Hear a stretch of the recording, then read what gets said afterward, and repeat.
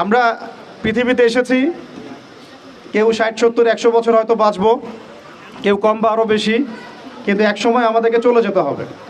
এই যে রুহের জগৎ, দুনিয়ার জগৎ, কবর, হাসর, মিজান, পুলসিরাত, জান্নাত, জাহান্নাম, এই যে পুরো সিলসিলা, এর মধ্যে সবচেয়ে ইম্পর্টেন্ট জায়গা কোনটা আপনারা বলেন? কর্মক্ষেত্র হচ্ছে দুনিয়া, এবং পরীক্ষার জায়গা কোনটা বলেন? এবং এরপরে পরকালীন সফরের ক্ষেত্রে সবচেয়ে গুরুত্বপূর্ণ জায়গা কোনটা বলেন? কয়টা প্রশ্ন হবে?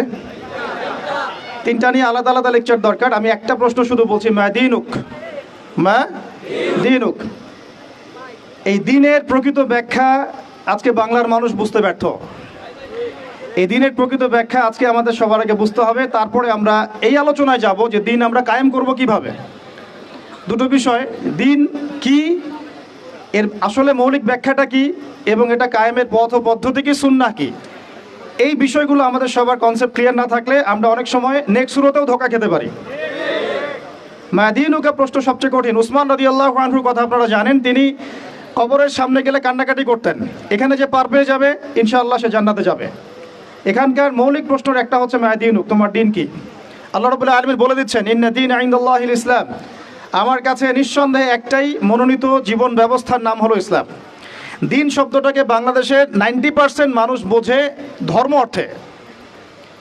দিন শব্দটাকে বাংলাদেশের ম্যাক্সিমাম মানুষ বোঝে ধর্ম অর্থে, অথচ এটা যে শুধু একটা কৃষ্টি কালচার ধর্ম না, বরং এটা একটা পুরো কমপ্লিট কোড অফ লাইফ, এই কনসেপ্টটা বুঝতে পারে না। আপনার জীবন ব্যবস্থার মধ্যে বেসিক্যালি 2টা বিষয় থাকে, একটু মনোযোগ ধরে রাখবেন। একটা হচ্ছে আপনার ধর্মীয় জীবন, একটা হচ্ছে আপনার বৈষয়িক জীবন। আমি কি বুঝাতে পারছি ভাই? একটা আপনার ধর্মীয় জীবন, একটা আপনার বৈষয়িক জীবন। ধর্মীয় জীবন অর্থ কি? মানে আমার সালাত, আমার সওম, হজ, উমরা, তাসবিহ, তাহলিল, জিকির, আজগার, তিলাওয়াত ইত্যাদি ইত্যাদি ইত্যাদি, এগুলো হচ্ছে আমাদের ধর্মীয় জীবন। তো এই ধর্মীয় জীবনে আমরা পবিত্র কোরআন এবং সুন্নাহ মেনে চলবো কিনা? ইনশাআল্লাহ, এই কনসেপ্ট সবার ক্লিয়ার। আরেকটা জীবন আছে আমাদের, সেটা হচ্ছে আমাদের এই যে সাংস্কৃতিক জীবন, শিক্ষা জীবন, অর্থনৈতিক জীবন, রাজনৈতিক জীবন, পারিবারিক জীবন এবং গ্লোবাল অ্যাফেয়ার্স। এই জীবনটাকে আমরা বলি বৈষয়িক জীবন। কি জীবন? তো এই বৈষয়িক জীবনটাতে ইসলাম মানতে আমাদের দেশের বেশিরভাগ মানুষের অ্যালার্জি আছে, এবং যতক্ষণ পর্যন্ত আমরা ধর্মীয় এবং বৈষয়িক উভয় জীবনে ইসলামকে মানতে পারছি না, পরিপূর্ণ মুসলমান হতে পারি নাই। আমরা মুখে লা ইলাহা ইল্লাল্লাহ বললেও আমরা কিন্তু আবু জেহেল মার্কা মুসলমান হয়ে থাকবো আর। তো আসুন এখান থেকে আপনাদেরকে 3টা বিষয় আমি একটু বোঝানোর চেষ্টা করি। 1 নাম্বার, আমার খুব ক্ষুদ্র জ্ঞানে আমি একটা বিষয় অবজার্ভ করেছি যে পুরো ওয়ার্ল্ডে এখন মানুষ বেসিক্যালি এই দিন শব্দকে কেন্দ্র করে 3টা ভাগে ভাগ হয়ে গেছে। কয়টা ভাগে ভাই? 1 নাম্বার হচ্ছে এমন কিছু মানুষ, এমন এক শ্রেণীর মানুষ যারা অবশ্য সংখ্যাগরিষ্ঠ, যারা ধর্মীয় জীবন, বৈষয়িক জীবন কোনো জীবনেই ইসলামকে মানে না, দিনকে মানে না। না ধর্মীয় জীবনে ইসলামকে মানে, না আল্লাহকে মানে, রাসূলকে মানে, আর না বৈষয়িক জীবনে আল্লাহ, রাসূল, ইসলামকে মানে। এই শ্রেণীটার সংখ্যা বিশ্বে বেশি। পুরো পশ্চিমা সভ্যতা এর মধ্যে অন্তর্ভুক্ত, ইল্লা মাশাআল্লাহ। যেই পশ্চিমাদেরকে আমরা এখন আমাদের মাথার উপরে উঠিয়ে নিয়েছি, ঠিক আছে, ওই যে বনু ইসরাইল তো নাজাত পাওয়ার 40 দিন পর বাছুর পূজা শুরু করেছিল, আমরা তার আগে শুরু করেছি আর কি। ওরা করেছিল বাছুর পূজা, আমরা করছি পশ্চিমা পূজা। তো এই পশ্চিমাদের আদর্শ হচ্ছে তারা ধর্মীয় জীবনেও আল্লাহর অস্তিত্ব স্বীকার করেন না, এবং বৈষয়িক জীবনেও তারা আল্লাহকে স্বীকার করেন না। এটা একটা গডলেস ওয়ার্ল্ড। গড শব্দটা ওদের ভাষায় বললাম। এদের কিছু লেসপেন্সার বাংলাদেশের মাটিতেও আছে, যাদেরকে আমরা বলি নাস্তিক এবং মুরতাদ। যত নাস্তিক মুরতাদ আছে সবই এই আকীদাভুক্ত। তারা না বৈষয়িক জীবন আল্লাহকে মানে, আর না ধর্মীয় জীবন আল্লাহকে মানে। তাদের কালিমার আসলে এই পুরো জুমলার মধ্যে ওদের শব্দ 2টা, একটা হচ্ছে লা, একটা হচ্ছে ইলাহা। নাস্তিকদের কালিমা কি? শুধু লা ইলাহা, কোনো ইলাহ নাই, নাউযুবিল্লাহ। আর আমাদের পুরো জুমলায় 4টা শব্দ চলে আসে, লা ইলাহা ইল্লাল্লাহ। একটু আগে আপনারা বললেন, তো নাস্তিকদের মধ্যে শুধু এতটুকু আছে, লা ইলাহা, কোনো ইলাহ নাই, নাউযুবিল্লাহি মিন যালিক। তো এই হচ্ছে একটা শ্রেণী যারা দিনের ব্যাখ্যাকে এভাবে বুঝেছে যে বৈষয়িক জীবনেও তারা দিনকে মানে না এবং ধর্মীয় জীবনেও আল্লাহর অস্তিত্বকে স্বীকার করে না। এবং এরাই বাংলাদেশের মধ্যে যত নাস্তিকতা এবং মুরতাদ এবং এই সংস্কৃতি চালু করেছে এরাই। এটা একটা শ্রেণী। দ্বিতীয় শ্রেণী হচ্ছে তারা যারা খুব ডেঞ্জারাস। এরা খুবই ডেঞ্জারাস, কারণ এদেরকে নিয়ে আমাদের সমস্যা বেশি। কারণ নাস্তিকরা তাদের অবস্থান স্পষ্ট যে তারা ইসলামকে মানে না। কিন্তু দ্বিতীয় শ্রেণী যারা, তারা আমাদের সাথেই চলাফেরা করে, আমাদের পাশেই সালাত আদায় করে এবং পুরো কালিমাটাই পড়ে লা ইলাহা ইল্লাল্লাহ, কখনো কখনো মুহাম্মদুর রাসূলুল্লাহ বলে। কিন্তু ধর্মীয় জীবনে তারা কোনো কোনো ক্ষেত্রে আল্লাহকে মানলেও, ইসলামকে মানলেও, নামাজ রোজা হজ জাকাত ইত্যাদি করলেও বৈষয়িক জীবনে অর্থাৎ আপনার সাংস্কৃতিক জীবনে, অর্থনৈতিক জীবনে এবং স্পেশালি রাজনৈতিক জীবনে তারা ইসলামকে 5 পয়সা মূল্যায়ন করতে চান না। এবং এই পুরো শ্রেণীটা বাংলাদেশে যত রাম বাম প্রগতিশীল সুশীল বুদ্ধিজীবী আর সেকুলার আছে সব এই শ্রেণীভুক্ত, ইল্লা মাশাআল্লাহ, কিছু মানুষকে বাদ রাখলাম। দ্বিতীয় শ্রেণীটা আমাদের জন্য সবচেয়ে বেশি ডেঞ্জারাস এই কারণে, কারণ প্রথম শ্রেণীটা আমাদেরকে সরাসরি ওই যে জঙ্গি মৌলবাদী এসব বলে না। এই দ্বিতীয় শ্রেণীর যারা, তারা আমাদেরকে অর্থাৎ তৃতীয় শ্রেণীর মানুষকে, যেটা আমি এখন আলোচনা করি নাই, তাদেরকে বলে যে তারা হচ্ছে ধর্মান্ধ, তারা হচ্ছে মৌলবাদী, তারা হচ্ছে ইত্যাদি সন্ত্রাসী, তারা হচ্ছে উগ্রপন্থী, তারা হচ্ছে কি বলবো, হ্যাঁ বলেন, এই শব্দগুলো তারা প্রয়োগ করে এই দ্বিতীয় শ্রেণীর মানুষটা। অথচ তারা কিন্তু আমাদের সমাজেই চলাফেরা করে, আমাদের সাথেই নামাজ পড়ে, জুমার নামাজেও আসে, মারা গেলে জানাজাও পড়ানো হয়। তারা নামাজ রোজা হজ জাকাতও করে, মাঝে মাঝে হজ উমরা বছর বছর করে। এবং আমরা মাঝে মাঝে দেখি যে তারা মদিনায় বসে 20 টাকার নামাজ পড়তেছে 9 মিনিটে। তো এই পুরো সেকুলার সোসাইটি কিন্তু দিন শব্দের ব্যাখ্যা নিয়েছে একটা ধর্মের রূপে, কৃষ্টি কালচার রূপে, এটাকে জীবন ব্যবস্থা রূপে তারা নেয় নাই।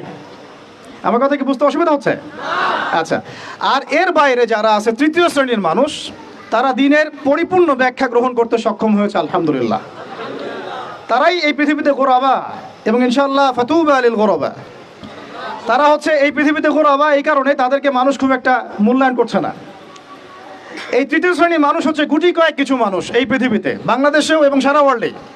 তারা ধর্মীয় জীবনেও এক আল্লাহর তাওহীদ ছাড়া কিছুই বোঝে না, এবং বৈষয়িক জীবনে অর্থাৎ আপনার সংস্কৃতি, আপনার অর্থনীতি, রাজনীতি, পারিবারিক নীতি, শিক্ষানীতি, এই নীতিগুলোতে ইসলাম অর্থাৎ কোরআন এবং সুন্নাহ ব্যতীত অন্য কোনো দর্শনের তারা ধারে না। তো দিন শব্দকে কেন্দ্র করে এইভাবে মানুষ 3 ভাগে ভাগ হয়ে গেছে। এখন আপনারা কোন দলে থাকতে চান? থাকতে হলে এখন অনেক অপবাদ সহ্য করতে হবে, অনেক ট্যাগ আপনার গায়ে লাগতে পারে এবং অনেকে আপনার দিকে বাঁকা চোখে তাকাবে, কিন্তু বিশ্বাস করেন এটাই হচ্ছে নাজাতের একমাত্র পথ। কেন? আল্লাহ পাক এই সূরার, এই আল ইমরান সূরারই 85 নম্বর আয়াতে গিয়ে বলেছেন যে ওয়ামাই ইয়াবতাগি গায়রাল ইসলামি দীনান ফালান ইউকবালা মিন। যারা মাদ্রাসার দেয়ালে হেঁটেছে, মানে দরজায় হেঁটেছে বা দরজার সামনে দাঁড়িয়েছে কখনো, তারাও এই আয়াতের অর্থ ভালো করে জানে। ওয়ামাই ইয়াবতাগি গায়রাল ইসলামি দীনান, কেউ যদি ইসলাম ছাড়া অন্য কোনো জীবন ব্যবস্থা তালাশ করে, হোক সেটা ধর্মীয় জীবনেই বা বৈষয়িক জীবনে, হোক সেটা অর্থনীতিতে বা রাজনীতিতে, যে কোনো জায়গাতে, সংস্কৃতিতে বা শিক্ষানীতিতে, ফালাই ইউকবালা মিন, কোশ্চিন কালেও তার কাছ থেকে কোনো আমল কবুল করা হবে না। এটা আল্লাহ পাকের একদম স্ট্রেট ফরওয়ার্ড স্টেটমেন্ট। তাদের কাছ থেকে কোনো আমল কবুল করা হবে না, যতই লা ইলাহা ইল্লাল্লাহ পড়েন না কেন। আপনি দিন শেষে আব্দুল্লাহ বিন উবাইয়ের অনুসারী হয়ে থাকবেন। আমরা কিন্তু আমাদের নবীজিকে সাল্লাল্লাহু আলাইহি ওয়াসাল্লাম নাম আসলে দরুদ পড়বো ইনশাআল্লাহ। আর তাকে কিন্তু আমরা কখনো হয়তো দেখি নাই, অনেকে স্বপ্নেও দেখি নাই, তাই না? আব্দুল্লাহ বিন উবাই তাকে দেখেছিল, তার পিছনে নামাজও পড়েছে, মুখে কালিমার সাক্ষ্যও দিয়েছে। আমাদের নবীজি তার নিজের জামা দিয়ে তাকে দাফন করেছেন, কিন্তু সে কোথায় যাবে? জান্নাতে না জাহান্নামে? কেন যাবে? কারণ কি? কারণ সে মুখে মুখে ইসলাম স্বীকার করলেও মন থেকে স্বীকার করে নাই। কিছু কিছু ইসলামের বিধিবিধান সে পালন করতো ঠিকই, কিন্তু ইসলামকে একটা কোড অফ লাইফ হিসেবে সে কখনো গ্রহণ করে নাই। তাহলে আমাদের সকল ডেমোক্রেটিকদের কি অবস্থা হবে?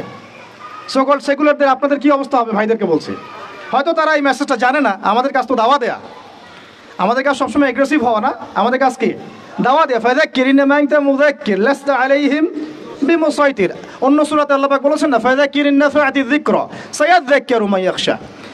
যে আল্লাহকে ভয় করে সে শীঘ্রই দেখবেন যে ফিরে আসছে ইনশাআল্লাহ, উপদেশ গ্রহণ করছে। তো তৃতীয় শ্রেণীর মানুষ আমরা যারা, আমাদেরকে খুব ভালো করে খেয়াল রাখতে হবে যে জীবনের কোনো অংশে যেন আমরা ইসলাম ছাড়া অন্য কোনো দর্শনের পরোয়া না করি। এখানে আল্লাহ পাক স্ট্রেট ফরওয়ার্ড বলে দিয়েছেন, ফালাই ইউকবালা মিন, তার কাছ থেকে কোশ্চিন কালেও কবুল করা হবে না। লাই ইউকবালা, তার মানে আপনি যদি নামাজ রোজা হজ জাকাতও করেন কিন্তু অর্থনৈতিক জীবনে আপনি সুদকে প্রাধান্য দেন, আপনার আমল কবুল হচ্ছে না। মানে অর্থনৈতিক জীবনে আপনি সুদখোর, এদিকে নামাজি, এই আমল কবুল হচ্ছে না। হবে কি? বরং আপনি মায়ের সাথে জেনাকারী হচ্ছেন, নাউযুবিল্লাহ। বরং আপনি আল্লাহ এবং রাসূলের সাথে যুদ্ধ ঘোষণাকারী হচ্ছেন। আপনারা তো সবাই এই হাদিসগুলো পড়েছেন, এখানে বড় বড় ওলামা কেরামরা আছেন। 36 বার জেনা করলে যে পাপ হয়, 1 দিরহাম সুদ খেলে সে পাপ হয়। আর দিরহাম কি, এটা বুঝাতে গেলে অর্থনীতিতে আলোচনা যেতে হবে। আমরা তো অনেক আগে থেকে বলেছিলাম দিনার দিরহাম এগুলো ইসলামিক কারেন্সি ছিল। এর জায়গায় এখন সব ইলেকট্রনিক মানিজ এবং পেপার মানিজ এবং আস্তে আস্তে কি আসতেছে, বিটকয়েন্স, ক্রিপ্টোকারেন্সি, এগুলোর মধ্যে প্রচুর সুদ আছে। এগুলো হচ্ছে সূক্ষ্মভাবে আমাদেরকে সুদখোর বানানো হচ্ছে। আমাদেরকে সুদখোর বানালে পশ্চিমাদের লাভ কি? আপনার দোয়া কবুল হবে না। তাই সংগ্রাম একমুখী না, আমাদের সংগ্রামটা কিন্তু বহুমুখী। শুধুমাত্র দাওয়া না, শুধুমাত্র সংস্কৃতিই না, শুধুমাত্র রাজনৈতিক ভীষণই না, আমাদের সংগ্রাম কিন্তু অর্থনৈতিকও। রিজিক হালাল না হলে কিন্তু আমাদের আমল কবুল হচ্ছে না। তো আমরা যদি জীবনের যে কোনো ক্ষেত্রে আল্লাহ এবং তার রাসূলের বিধান বাদ দিয়ে অন্য কোনো দর্শন ফলো করি, তাহলে আমাদের আমল কবুল হচ্ছে না। আল্লাহ পাক অন্য আয়াতে কিন্তু এভাবে বলেছেন, আফা হুকমুল জাহিলিয়াতি ইয়াবগুন, তারা কি জাহেলি যুগের হুকুম তালাশ করতেছে? ওয়ালাহু আসলামা মান ফিস সামাওয়াতি ওয়া মান ফিল আরদ তাওআন আও কারহা ওয়া ইলাইহি ইরজাউন। অথচ আল্লাহ পাকের সামনে আত্মসমর্পণ করেছে আসমানের সব সৃষ্টি, জমিনের সব সৃষ্টি, ইচ্ছায় হোক অনিচ্ছায় হোক। শুধু মানুষ করতে চাচ্ছে না আর জিন করতে চাচ্ছে না। অথচ এই দুই জাতিকে আল্লাহ পাক পাঠিয়েছিলেন ইবাদত করার জন্যে, পুরো জীবন ব্যবস্থা ইসলাম দিয়ে সাজানোর জন্যে। আপনারা তো সূরা জারিয়াত পড়েছেন, তাই না? ওয়া মা খালাকতুল জিন্না ওয়াল ইনসা ইল্লা লিয়াবুদুন লিয়াবলুয়াকুম আইয়ুকুম আহসানু আমালা। আল্লাহ পাক আলী ইমরানে বলেছেন না যে কুল্লু নাফসিন যায়িকাতুল মাউত, তারপরে কি হবে? ফামান যুহজিহা আনিন নার ওয়া উদখিলাল জান্নাহ ফাকাদ ফাজ। আমরা যদি জীবনের প্রত্যেকটা পার্টকে ইসলাম দিয়ে ঢেলে সাজাতে ব্যর্থ হই, জান্নাতে যেতে পারবো না। এটা আমাদের একটা মৌলিক মেসেজ আজকে বইমেলা থেকে, যে পরিপূর্ণ জীবনে ইসলাম প্রতিষ্ঠা করুন ইনশাআল্লাহ। শুধু জীবনের একটা আংশিক বিষয় ইসলাম নিয়ে পড়ে থাকলে চলবে না, জীবনের প্রত্যেকটা জায়গায় ইসলাম দিয়ে ঢেলে সাজাতে হবে। উদখুলু ফিস সিলমি, বলেন একসাথে, উদখুলু ফিস সিলমি, পরিপূর্ণরূপে দিনে প্রবেশ করেন। দিনের ব্যাখ্যা আগে বুঝতে হবে। এটা হলো দিন, মা দিনুক। এটা যদি আমরা আকীদা ঠিক না থাকে, তাহলে ওই কবরের সওয়াল জবাবে সে আটকে যাবে, সে বলতে পারবে না। কেউ যদি আল্লাহ পাকের সাথে শিরক করে, সে কিন্তু মান রব্বুক উত্তর দিতে পারবে না। একইভাবে কেউ যদি নবী সাল্লাল্লাহু আলাইহি ওয়াসাল্লামের সুন্নাহ বাদ দিয়ে অন্য কোনো সুন্নাহ তালাশ করে ওইভাবে জীবনযাপন করে, সে কিন্তু মান নবীক উত্তর দিতে পারবে না। তো আমাদেরকে এই কনসেপ্টটা ক্লিয়ার রাখতে হবে যে দিন একটা পরিপূর্ণ জীবন বিধান।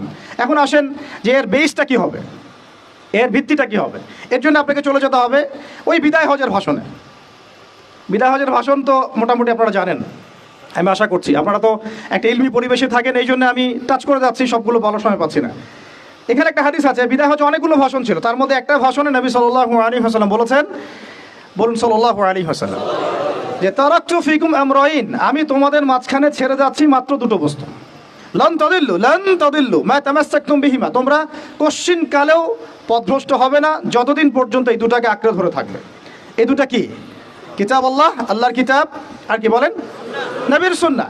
তো এখন কিতাব এবং সুন্নাহ আমাদের সামনে স্পষ্ট, এবং এই কিতাব এবং সুন্নাহর সাথে সাহাবায়ে কেরাম রাদিয়াল্লাহু আনহুম আজমাইন তাদের মানহাজ নিতে হবে কি হবে না? এই জায়গায় কিন্তু আমাদের অনেক প্র্যাকটিসিং মুসলিম ভাইয়েরও আকীদার মধ্যে গলদ আছে। অনেকে মনে করেন যে খালি কোরআন এবং সুন্নাহ আমি সরাসরি নিব, সাহাবীদেরকে আমি নিব না। এই আকীদা ঠিক না ভাই। সাহাবীদেরকে ছাড়া আপনি কোরআন এবং সুন্নাহ সরাসরি মানতে পারছেন না। কারণ অন্য হাদিসে নবী সাল্লাল্লাহু আলাইহি ওয়াসাল্লাম বলেছেন, আলাইকুম বিসুন্নতি, তোমাদের উপর আমার সুন্নাতটা কি ওয়াজিব, এটা পালন তোমাদের করতেই হবে, ম্যান্ডেটরি। ওয়া সুন্নতি খুলাফায়ে রাশিদিন মাহদিন মিন বাদি, এবং আমার পরে খুলাফায়ে রাশিদার সুন্নাত তোমাদেরকে মানতে হবে। তাহলে এটা হলো আমাদের পিলার, যে আমরা ইসলাম মানব পরিপূর্ণ জীবনে কোরআন এবং সুন্নাহকে সামনে রেখে, এবং সাহাবায়ে কেরাম রাদিয়াল্লাহু আনহুম আজমাইন তাদের ফাহাম অনুযায়ী, তাদের বুঝ অনুযায়ী। ক্লিয়ার কথা? এবার আসেন, এই ইসলামটার দাওয়াত আমরা দিব, এটাতে আপনারা সবাই এগ্রিড। এখন কথা হচ্ছে এটা আমরা প্রতিষ্ঠা করব কিভাবে। এই তো মূল কথাটা কি, এই দিনটাকে আমরা আমাদের জায়গায় বাংলার জমিনে প্রতিষ্ঠা করব কিভাবে। জরুরি না যে বাংলার জমিনে ইসলামী খেলাফত কায়েম হবে, অন্য কোনো জায়গা হতে পারবে না, এটাও কিন্তু জরুরি না। আল্লাহ পাক চাইলে এই খেলাফত সিরিয়ায় কায়েম করতে পারেন, ফিলিস্তিনে কায়েম করতে পারেন, আল্লাহ পাক চাইলে আরও অন্য কিছুও করতে পারেন। আপনারা সিরাতের আলোকে জানেন, যখন নবী সাল্লাল্লাহু আলাইহি ওয়াসাল্লাম তায়েফে গিয়েছেন, এবং তাকে মারা হয়েছে, তিনি ফিরে এসেছেন মক্কায়, তখন কি সাহাবীরা চিন্তা করতে পেরেছিলেন যে কয়দিন পরে আমরা মদিনায় যাব, সেখানে ইসলামিক স্টেট কায়েম হবে? বলেন আমাকে।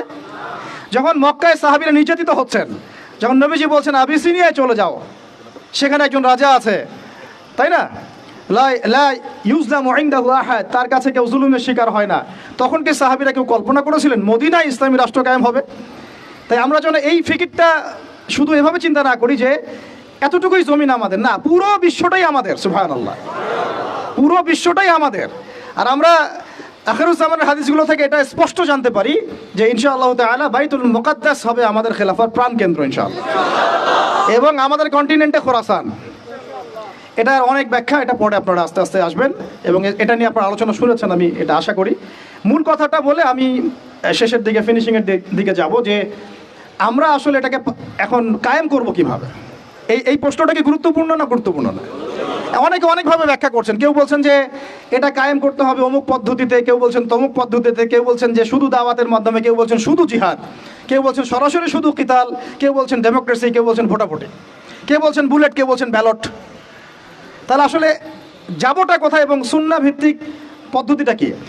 এটার উত্তর দেওয়ার আগে আমি একটা প্রশ্ন করি আপনাদেরকে। আমাকে আপনারা বলেন যে দিন কায়েম করাটা কি ইবাদত না এটা একটা দুনিয়াবি কাজ? বলেন। আচ্ছা, এখন আমাকে বলেন যে ইবাদত কবুল হওয়ার শর্ত কয়টা? বলেন বলেন। দুইটা বা তিনটা? ঠিক আছে তো ভাই, বলেন, সাহস করেন। দুইটা বা তিনটা, তাই না? প্রথমটা হচ্ছে আল্লাহ পাকের সন্তুষ্টির জন্য হতে হবে। তাহলে আমরা দিন কায়েম করতে গেলে কার সন্তুষ্টি থাকবে আমাদের মাথায়? শুধু এক আল্লাহকে রাজি খুশি করার জন্য দিন কায়েমের চেষ্টা করা, শুধু এক আল্লাহর সন্তুষ্টির জন্য, অন্য কাউকে দেখানোর জন্য না, অন্য কাউকে শোনানোর জন্য না, বা গনিমত পাওয়ার জন্য না, শুধু আমার ক্ষমতা দখল করার জন্য না, শুধু এক আল্লাহকে রাজি খুশি করার জন্য আমার দিন কায়েমের মুভমেন্ট থাকবে। এই জায়গায় কিন্তু অনেকের ইখলাস নষ্ট হয়ে যায়, আন্দোলন ব্যর্থ হয়ে যায়। আমাকে বলেন যে এখন এতদিন যা হলো, এখন যা হচ্ছে, ভবিষ্যতে যা হবে, এখানে পুরো সিস্টেমটার মধ্যে ইখলাস কি এটা ছিল যে আল্লাহর জমিনে আল্লাহ তাওহীদ কায়েম করা? এখন আপনারা বুঝতে পারতেছেন, প্রথম দিন আমরা স্ট্যাটাস দিয়েছিলাম যে পশ্চিমার কোনো সেবা দাসকে আমরা গ্রহণ করব না। এখন আস্তে আস্তে সব বুঝতে পারবেন, কেবল তো শুরু, দেখেন সামনে কি হয়। শোনেন, এই উসুলটা মাথায় রাখেন, যখন একটা কম জুলুম করতে থাকে, যখন একটা কম জুলুমের উপর জুলুম করতে থাকে, আল্লাহ পাক তার উপরে আরো বড় জালেম চাপায় দেন। এরপরে যখন এই কমটা মাজলুম হয়ে যায়, আল্লাহকে ডাকতে থাকে, আল্লাহর কাছে আত্মসমর্পণ করে, তখন আল্লাহ পাক তার জন্য ওই ফেরাউন থেকে নিষ্কৃতির জন্য মুসা আলাইহিস সালামের মতো মানুষকে পাঠান। এরপর তারা মুক্তির পথে যায়। আবার যখন এই কম ওই ফেরাউনের কবল থেকে নাজাত পেয়ে বনু ইসরাইলের উদ্ধত আচরণ শুরু করে, তখন আরো বড় জালেমকে আল্লাহ চাপায় দেন। আমরা যেন এই ভুল করতে না যাই, আমরা যেন এই ভুলটা না করি। আল্লাহ পাক যদি আমাদেরকে ফেরাউনের কবল থেকে নাজাত দিয়ে থাকেন, আমরা যেন উদ্ধত বনু ইসরাইল না হয়ে যাই। এটা আমার খুব হৃদয়ের ভিতর থেকে একটা আকুতি আর কি। তো মূল কথায় আসি যে আল্লাহ পাকের সন্তুষ্টি হবে আমার উদ্দেশ্য, ইখলাস ঠিক রাখতে হবে প্রত্যেকটা কাজের। আপনারা বইমেলায় কেন এসেছেন? আল্লাহকে রাজি খুশি করার জন্য। আমি কেন কথা বলছি? আল্লাহকে রাজি খুশি করার জন্য। আমরা ওস্তাদকে শ্রদ্ধা সম্মান কেন করি? আল্লাহকে রাজি খুশি করার জন্য। নাকি ওস্তাদ আপনাকে প্রশংসা করবেন সেজন্যে, নাকি এখানে আপনি কোনো স্বার্থ পাবেন সেজন্যে? শুধু এক আল্লাহকে রাজি খুশি করার জন্য যখন আমরা সবাই কাজ করব, দেখবেন অটোমেটিক্যালি তাওহীদ প্রতিষ্ঠা হয়ে গেছে ইনশাআল্লাহ। আপনারা যখন সিরাত পড়বেন দেখবেন খায়বার যুদ্ধের পরে মদিনা ফেরার পথে আরও দুই একটা যুদ্ধ হয়েছে। ওই দুই একটা যুদ্ধের মধ্যে কিছু ইহুদি ওত পেতে আক্রমণের চেষ্টা করেছিল। সেখানে নবী সাল্লাল্লাহু আলাইহি ওয়াসাল্লামের একজন খাদেম ছিল। সেই খাদেম তীরবিদ্ধ হয়। সাহাবীরা বলতে লাগলো যে মাশাআল্লাহ, এ তো পুরো জান্নাতে চলে যাবে। নবী সাল্লাল্লাহু আলাইহি ওয়াসাল্লামের খাদেম ছিল, তীরবিদ্ধ হয়ে শহীদ হলো। নবীজি বলছেন না, সাল্লাল্লাহু আলাইহি ওয়াসাল্লাম বলছেন না, বরং আমি দেখছি তাকে জাহান্নামের আগুনে জ্বলতে। বলেন আউযুবিল্লাহ। সাহাবীরা অবাক হয়ে জিজ্ঞাসা করলেন, কি কারণ ইয়া রাসূলুল্লাহ? তিনি বললেন, খায়বারের গনিমতের মাল থেকে একটা চাদর সে না বলে নিয়েছিল, এই কারণে। খায়বারের গনিমতের মাল থেকে একটা চাদর সে না বলে নিয়েছিল, জাস্ট এই কারণে। তখন সবাই কিছু কিছু করে জিনিস আনা শুরু করলো, জমা দেওয়া শুরু করলো। একটা মেসওয়াক, একটা ডাল পর্যন্ত মানুষ জমা দিয়ে দিল। নবীজি বলেন, এগুলো ছিল জাহান্নামের অংশ যা তোমরা জমা দিলে। তাহলে আমাদের পুরো মুভমেন্টের উদ্দেশ্য কি হবে বলেন? আজকের আলোচনা সব ভুলে গেলে একটু ভুলে যায় না, আমাদের পুরো উদ্দেশ্যটা কি হবে? শুধু এক আল্লাহকে রাজি খুশি করার জন্য। এই উদ্দেশ্য থাকলে তখন আপনি আমির মানতেও সমস্যা হবে না, জামায়াতে আসতেও সমস্যা হবে না, ইমারতেও সমস্যা হবে না, আপনার বায়াত নিতেও সমস্যা হবে না। এখানে যদি স্বার্থ থাকে তখন আপনি কিন্তু এখানে এড়ায় যাবেন না। আমি কেন তাকে মানবো? আমি কি কম বড় আলেম? হ্যাঁ, আমি কেন জামায়ায় যাব? আমার কি আলাদা জামায়া করার সুযোগ নাই? আমি কি সিরাত কম বুঝি? আমি কি দিন কায়েম কম বুঝি? আমি কেন ঐক্যের জন্য নরম হব? আমি কি বেহকের উপর আছি? এই যে বিষয়গুলো তখনই আসে যখন এখলাস ঠিক থাকে না। এখলাস ঠিক না থাকলে কোনো কাজের বারাকা আসবে না ভাই। আল্লাহ পাক আমাদেরকে বোঝার তৌফিক দান করে। 2 নাম্বার হচ্ছে ভাই যে আমল, যেহেতু বললেন দিন কায়েম একটা ইবাদত, তাহলে ইবাদত করতে হবে কার তরিকা অনুযায়ী? বলেন। এটা আপনারা সবাই এক বাক্যে স্বীকার করছেন, নবী সাল্লাল্লাহু আলাইহি ওয়াসাল্লামের সুন্নাত এবং তরিকা ছাড়া দিন কায়েমটা ইবাদত বলে গণ্য হবে না। সেটা আমার একটা ব্যর্থ প্রচেষ্টাও হয়ে যেতে পারে। সূরা কাহফে একটা আয়াত আছে, কিন্তু ওই যে কিছু মানুষ মনে করে তারা খুব সুন্দর আমল করছে, ওয়াহুম ইয়াহসাবুনা আন্নাহুম ইউহসিনুনা সুনআ।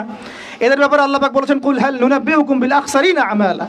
সবচেয়ে ক্ষতিগ্রস্ত আমলকারী সম্পর্কে আমি জানাবো কিনা?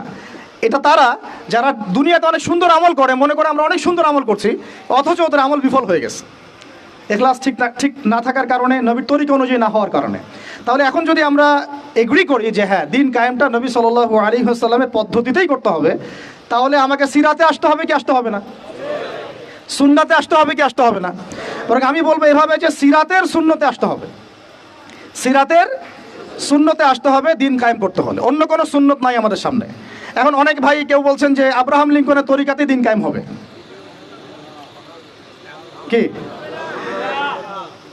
যুক্তি তো তারা দিচ্ছেন অনেক। কেউ বলছেন যে আরে ভাই, নাই মামার চেয়ে তো কানা মামা ভালো। কেউ বলছেন ভাই, আগে এত পুরো রুটির দিকে তাকানোর দরকার কি? রুটির 2-1টা টুকরা হইলেই তো হয়। এবং তাদেরকে পশ্চিমারা খুব সহজেই কিন্তু বাগে আনতে পারবে। 10টা করে সিট দিয়ে দিবে, ভাগ করে নেন আপনারা 60টা সিট। তারাও সন্তুষ্ট যে আমরা তো আগে কিছুই পাইতাম না, অন্তত এখন 50টা তো পাইছি। বিশ্বাস করেন, আমি কেন বড় বড় আল্লাহর ওলিকেও যদি আপনি সিস্টেমের মধ্য দিয়ে ওখানে প্রেসিডেন্ট হিসেবে বসায় দেন, সে একজন বান্দা গরু ছাড়া কিছুই না, কিছুই করতে পারবে না। আমরা বলছি সিরাতে সুন্নতে গেলে পুরা রুটিটাই আমাদের হবে। রুটির টুকরা আমরা চাই না, পুরো রুটিটাই চাই। রুটি আমার, তুমি খাইলে খাও, না খাইলে যাও, সোজা কথা। সিরাতের সুন্নতে আসলে আপনি পুরোটাই পাবেন। এখন কেউ বলছে আব্রাহাম লিঙ্কনের তরিকাতেই হবে, হয়তো বুঝের কিছু ঘাটতি থাকতে পারে, এটা একাডেমিক আলোচনা ওস্তাদ বলেছেন, এটা আমরা কিন্তু সবাই সমালোচনা করতে যাব না। অনলাইনের এই জগৎটাকে আপনারা নোংরা করে ফেলবেন না। সবাই সব বিষয়ে কথা বলবে না, সবাই সব বিষয়ে কথা বলবেন না। যে বিষয়ে যে ব্যক্তি কথা বলার যোগ্য তিনি কথা বলবেন। যাদের সাথে কথা বললে কাজ হবে তাদের সাথে কথা বলবো, ঠিক আছে? আমভাবে আমরা সবাইকে দাওয়া দিব এবং চুপ থাকার অভ্যাস করেন। সবসময় কথা বলতে হবে না, মাঝে মাঝে চুপ থাকার অভ্যাস করেন। আমাদের একজন বরেণ্য ওস্তাদ তিনি বলেন যে মুতাকাল্লিম হওয়ার যে খায়েশ, এটা একটা হৃদয়ের কলবের একটা রোগ। একটা মুতাকাল্লিম হওয়ার যে খায়েশ মানুষের মধ্যে থাকে, যে আমাকে সব বিষয়ে কথা বলতে হবে, এটা অন্তরের একটা রোগের নাম। তো এটা যদি একটা ইবাদত হয়, তাহলে সিরাতের সুন্নতে আসতে হবে, আমরা এগ্রিত,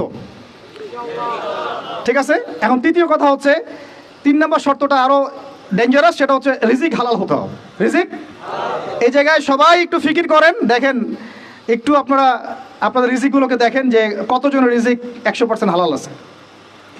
এগুলো আমাদের কিন্তু প্র্যাকটিক্যাল কথা, আমরা কিছু খালি তাত্ত্বিক কথা বলে চলে যাবো এমন না। প্র্যাকটিক্যালি ইমপ্লিমেন্টটা বেশি জরুরি এখন। আমি খুবই স্বপ্ন দেখছি, আমরা সবাই স্বপ্ন দেখছি যে আপনাদেরকে দিয়েই হবে ইনশাআল্লাহ। কারণ এই জেনারেশন করে দেখিয়েছে এবং তারা আমাদেরকে দেখিয়েছে কোন ভাষায় কথা বললে কাজ হয়। এতদিন তো আমরা বলে আসতাম, তো এই ভাষার কথা বললেই আপনারা আমাদেরকে অনেক ট্যাগ দিতেন, ঠিক আছে? দেখেন, জালেম জুলুম করলো, মাজলুম দাঁড়ায় গেল। এই তো, জালেম জুলুম করলো, মাজলুম দাঁড়ায় গেল প্রতিবাদের জন্য, প্রতিবাদের ভাষায়। আপনারা আমাকে বলেন তো, জালেমের বিরুদ্ধে মাজলুম যখন দাঁড়িয়েছে, তারা কি খালি হাতে দাঁড়িয়েছিল? জালেম যখন 2টা মাইট দিয়েছে, মাজলুম কি 2টা মাইট দেয় নাই? জালেমদের অনেকে যখন মাজলুমদের অনেককে শহীদ করেছে, তো জালেমদের দলেও কি কিছু মানুষ মারা যায় নাই? তো এটা কি একটা কনফ্লিক্ট হয়নি রাস্তাঘাটে? তো গণতান্ত্রিক প্রক্রিয়া এই কনফ্লিক্টটাকে আপনি জায়েজ করে নিলেন তো, গণতান্ত্রিক প্রক্রিয়া এই কনফ্লিক্টটাকে আপনি জায়েজ করে নিলেন তো, মাশাআল্লাহ।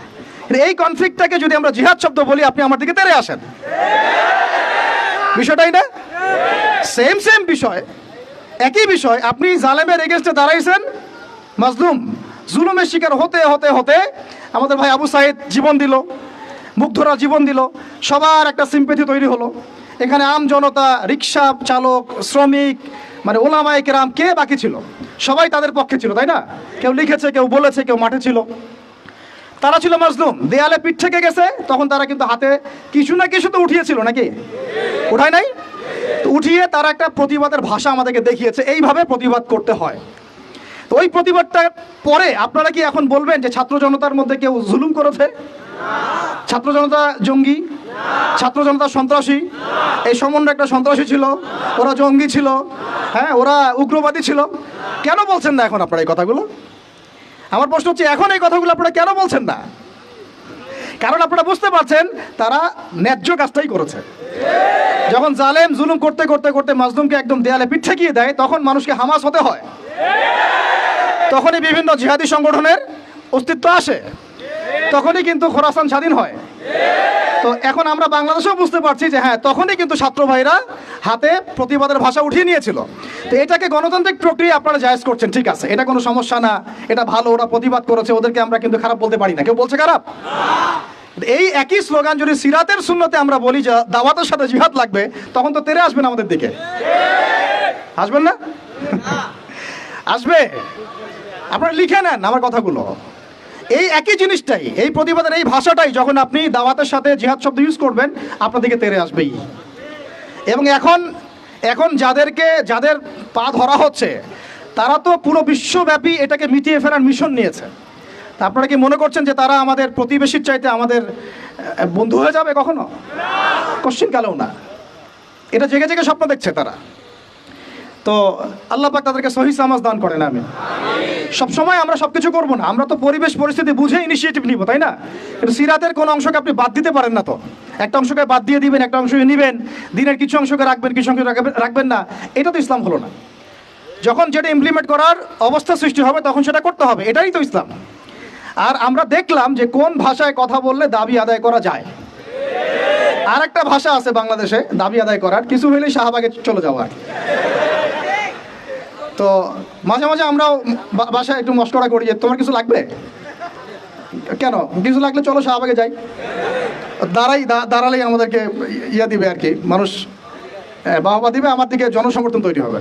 তো মূল জায়গায় আসে ভাই, যে এখন আপনাদের সাথে এই ব্যাপারটা আমার ক্লিয়ার যে এটা একটা ইবাদত, এটাকে করতে হবে সিরাতের সুন্নতে, তাই তো? আর সিরাতের সুন্নতে করতে গেলে আপনাদেরকে সিরাত পড়তে হবে কিনা ভাই? আমাকে বলেন যে সিরাতের 40 থেকে 50টা কিতাব আছে এখন, যদি আপনারা ঘুরেন এখানে। আলহামদুলিল্লাহ আমার বাসায় মোটামুটি সবগুলোই আছে, এবং সিরাতের একজন গভীর ছাত্র আমি। সিরাতের 10টা কিতাব কারা কারা পড়েছেন? হাত তুলেন। কমপক্ষে 10টা। আচ্ছা 10টা বেশি বলে ফেলছি, 5টা সিরাতের বই কারা কারা পড়েছেন? মাশাআল্লাহ। একটা পড়েছেন কারা কারা ভাই? একটা, অন্তত একটা কিতাবের নাম বলছি, খুব পাতলা একটা কিতাব, সিরাতে খতামুল আম্বিয়া, কয়জন পড়েছেন? আর রাহিকুল মাখতুম কয়জন পড়েছেন? নবী রহমত কয়জন পড়েছেন? এরকম অনেক কিতাব আছে। সিরাতের বই না পড়লে ভাই তরিকা বোঝা যাবে না। তরিকা সবসময় আপনাকে সব কিছু ধরায় দিতে হবে কেন? আপনি নিজেই বুঝে নেন কোনটা তরিকা, তখন আমি বললে আপনি বুঝে ফেলবেন কত কি। এখন আমি খুব সংক্ষেপে আপনাদেরকে বলছি যে দেখেন তরিকাটা কেমন ছিল। নবী সাল্লাল্লাহু আলাইহি ওয়াসাল্লাম, একটু মনোযোগ দেই ভাই, এটা আমার আলোচনার শেষ পার্ট, ঠিক আছে? নবী সাল্লাল্লাহু আলাইহি ওয়াসাল্লাম এমন একটা যুগে ছিলেন যে যুগটা ঠিক আমাদের মতোই, একেবারে হুবাহু না হলে 19 আর 20। যেমন উনি এমন একটা যুগে জন্ম নিয়েছিলেন যে যুগটার মধ্যে 5টা মৌলিক সমস্যা ছিল। কয়টা? এবং ওই যুগটাকে আপনারা আইয়ামে জাহিলিয়াত বলে গালি দেন, তাই তো? এবং সেকুলার রামবামরাও বলে এটা আইয়ামে জাহিলিয়াত। কেন বলি আমরা? কারণ ওই সমাজে শিরক ছিল। কি ছিল? এখন আপনি আমাকে বলেন এই সমাজের মধ্যে শিরক আছে কিনা? ওখানে লাত উজ্জা হবল মানাতের ইবাদত হয়েছে, এখন তো বিভিন্ন ভাস্কর্যের পূজা হয়েছে, হয় নাই? ছবি সংস্কৃতি হয়েছে, মূর্তি সংস্কৃতি হয়েছে। এখানে একটা আমার দুঃখের কথা একটু বলেই ফেলি যে অনেকে বলেছেন যে মাদ্রাসার ছেলেদেরকে মন্দির পাহারা দিতে ইত্যাদি ইত্যাদি। আমি এটার সাথে একমত না। এটার সাথে আমি ব্যক্তিগতভাবে বলছি আর কি, আমি একমত না। কারণ বাংলাদেশে অমুসলিম প্রশাসন আছেন, তাদেরকে ডিউটি দেওয়া যায়। আমি তো এটাও পক্ষপাতী না যে একজন মুসলিম অফিসার ওখানে গিয়ে মূর্তি পাহারা দিবে, আর মাদ্রাসার ছেলেরা কি কারণে ওখানে গিয়ে পাহারা দিতে যাবে? এই যে একবারিয়ে বেশি দরদ দেখানো, এটা আমাদের মনে হয় ভালো হচ্ছে না। আর আমরা যত ইলিশ দেই না কেন, তারা আমাদেরকে কখনো স্বাধীনতা দিবে না। এইগুলা বাদ দেন, এগুলোর দিন শেষ। সরাসরি কথা বলতে হবে। কই, তারা তো পাকিস্তানের বাদ ছাড়তে পারে নাই, তারা তো চায়নার বাদ ছাড়তে পারে না, তারা তো অন্য ইভেন নেপালেরও বাদ ছাড়তে পারে না। তাহলে এই যে তিস্তার বাদ আর এই বাদগুলো এত সহজে ছাড়ে কিভাবে? ব্যাপারটা তো এখানে ফয়সালা হবে না যে ছেড়ে দিল, বন্যা হয়ে গেল, আমরা ত্রাণ দিলাম, ফখর করলাম কে কত টাকা ত্রাণ দিয়েছে। ত্রাণ দিয়েছি ঠিক আছে, আলহামদুলিল্লাহ। আমার মূল জায়গা হচ্ছে সে যেন পানি ছাড়তে না পারে এরপর থেকে। এটা ছিল আমাদের মূল কথা। কিন্তু এই জায়গায় কি আমরা কাজ করলাম?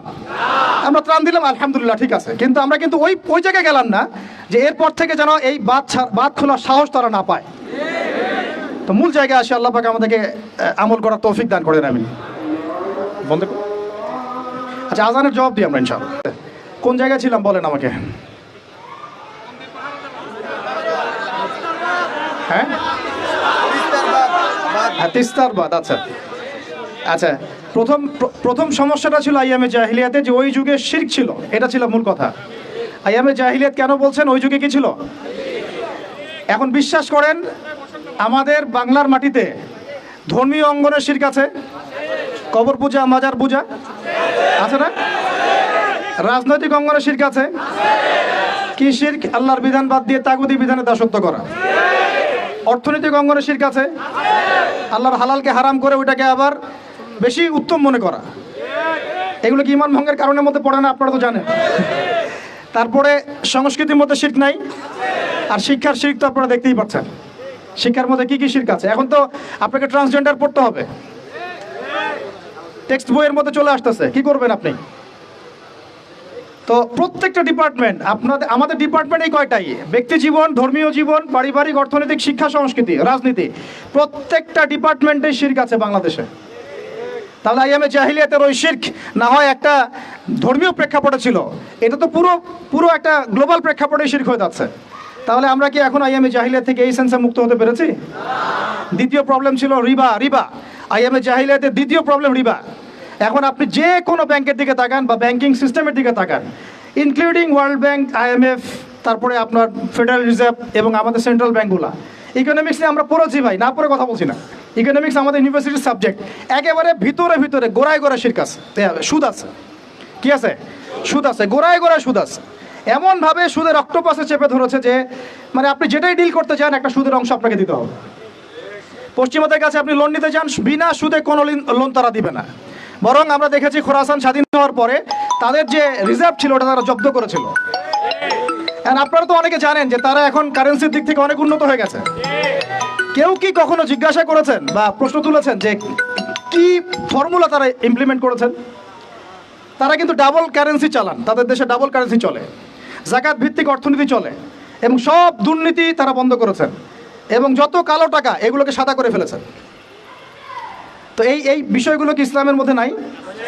কিন্তু এর ইমপ্লিমেন্ট বাংলাদেশে বিগত 70 বছরে হয় নাই। যতবারই স্বাধীন হয়েছেন আপনারা, এই ইমপ্লিমেন্ট হয় নাই যে সুদবিহীন অর্থ ব্যবস্থা চালু করা, কেউ করতে পারে নাই। হ্যাঁ, কিছু মানুষ চেষ্টা করেছেন, স্বীকার করি, তাদেরকে আমরা শ্রদ্ধা করি, সম্মান করি, তাদের প্রচেষ্টাকে আমরা সাধুবাদ জানাই। কিন্তু যতক্ষণ পর্যন্ত শেকড় পরিবর্তন হবে না, ডালপালা ছাটিয়ে লাভ নাই।